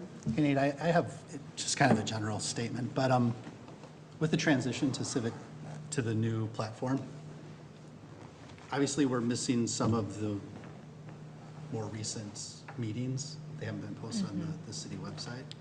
But as what got loaded, it changed the format and structure of them. So now they're just a single PDF of everything. So it's basically the full packet. So is the intent to try to get some of that history the same way, I don't say the same way it was, but to be able to break them up into the different Yeah, action I had items? that question too. I wasn't aware that it was just going to get grouped into a PDF versus us being able to go item by item and pull it up that way, because it's easier to use and read, obviously. So I think that's a question we'll certainly ask and, Okay. and see if we can, with the older ones, still implement the same format. Right, because now that everything is converted, you've lost that, whatever Civic is transitions, you've lost that breakup, so just. There is a way through the city's website, and I guess I'm not sure how you're accessing it. Through the city website. Okay, I could show you at least how I'm seeing it, and that might help answer your question too. Well, the older meetings or the current one? The current one's fine. The Yeah. older ones. Oh, The older one, yeah. The older ones that they imported in, they just Yeah, imported like- the one PDF packet. Got it. Any of those, Okay. it's just a packet. Okay. Yeah, kind of a pain, Yeah, pain. I agree, Right. I agree. But part of the transition. But, besides the clunkiness of figuring out how to maneuver and get through, I mean, I think, this new platform will be good once we get into it a little bit more. So that's all I have. Great. Also on the missing meetings, they're on the list at the end. Okay. There's just about a month worth that they still need to add. Guess we're in the wrong direction. Anybody else? With that, make Motion to adjourn? motion to adjourn. Second. Second. All those in favor? Aye. Motion Unanimous. carries. Second, third, and a fourth. And we're adjourned.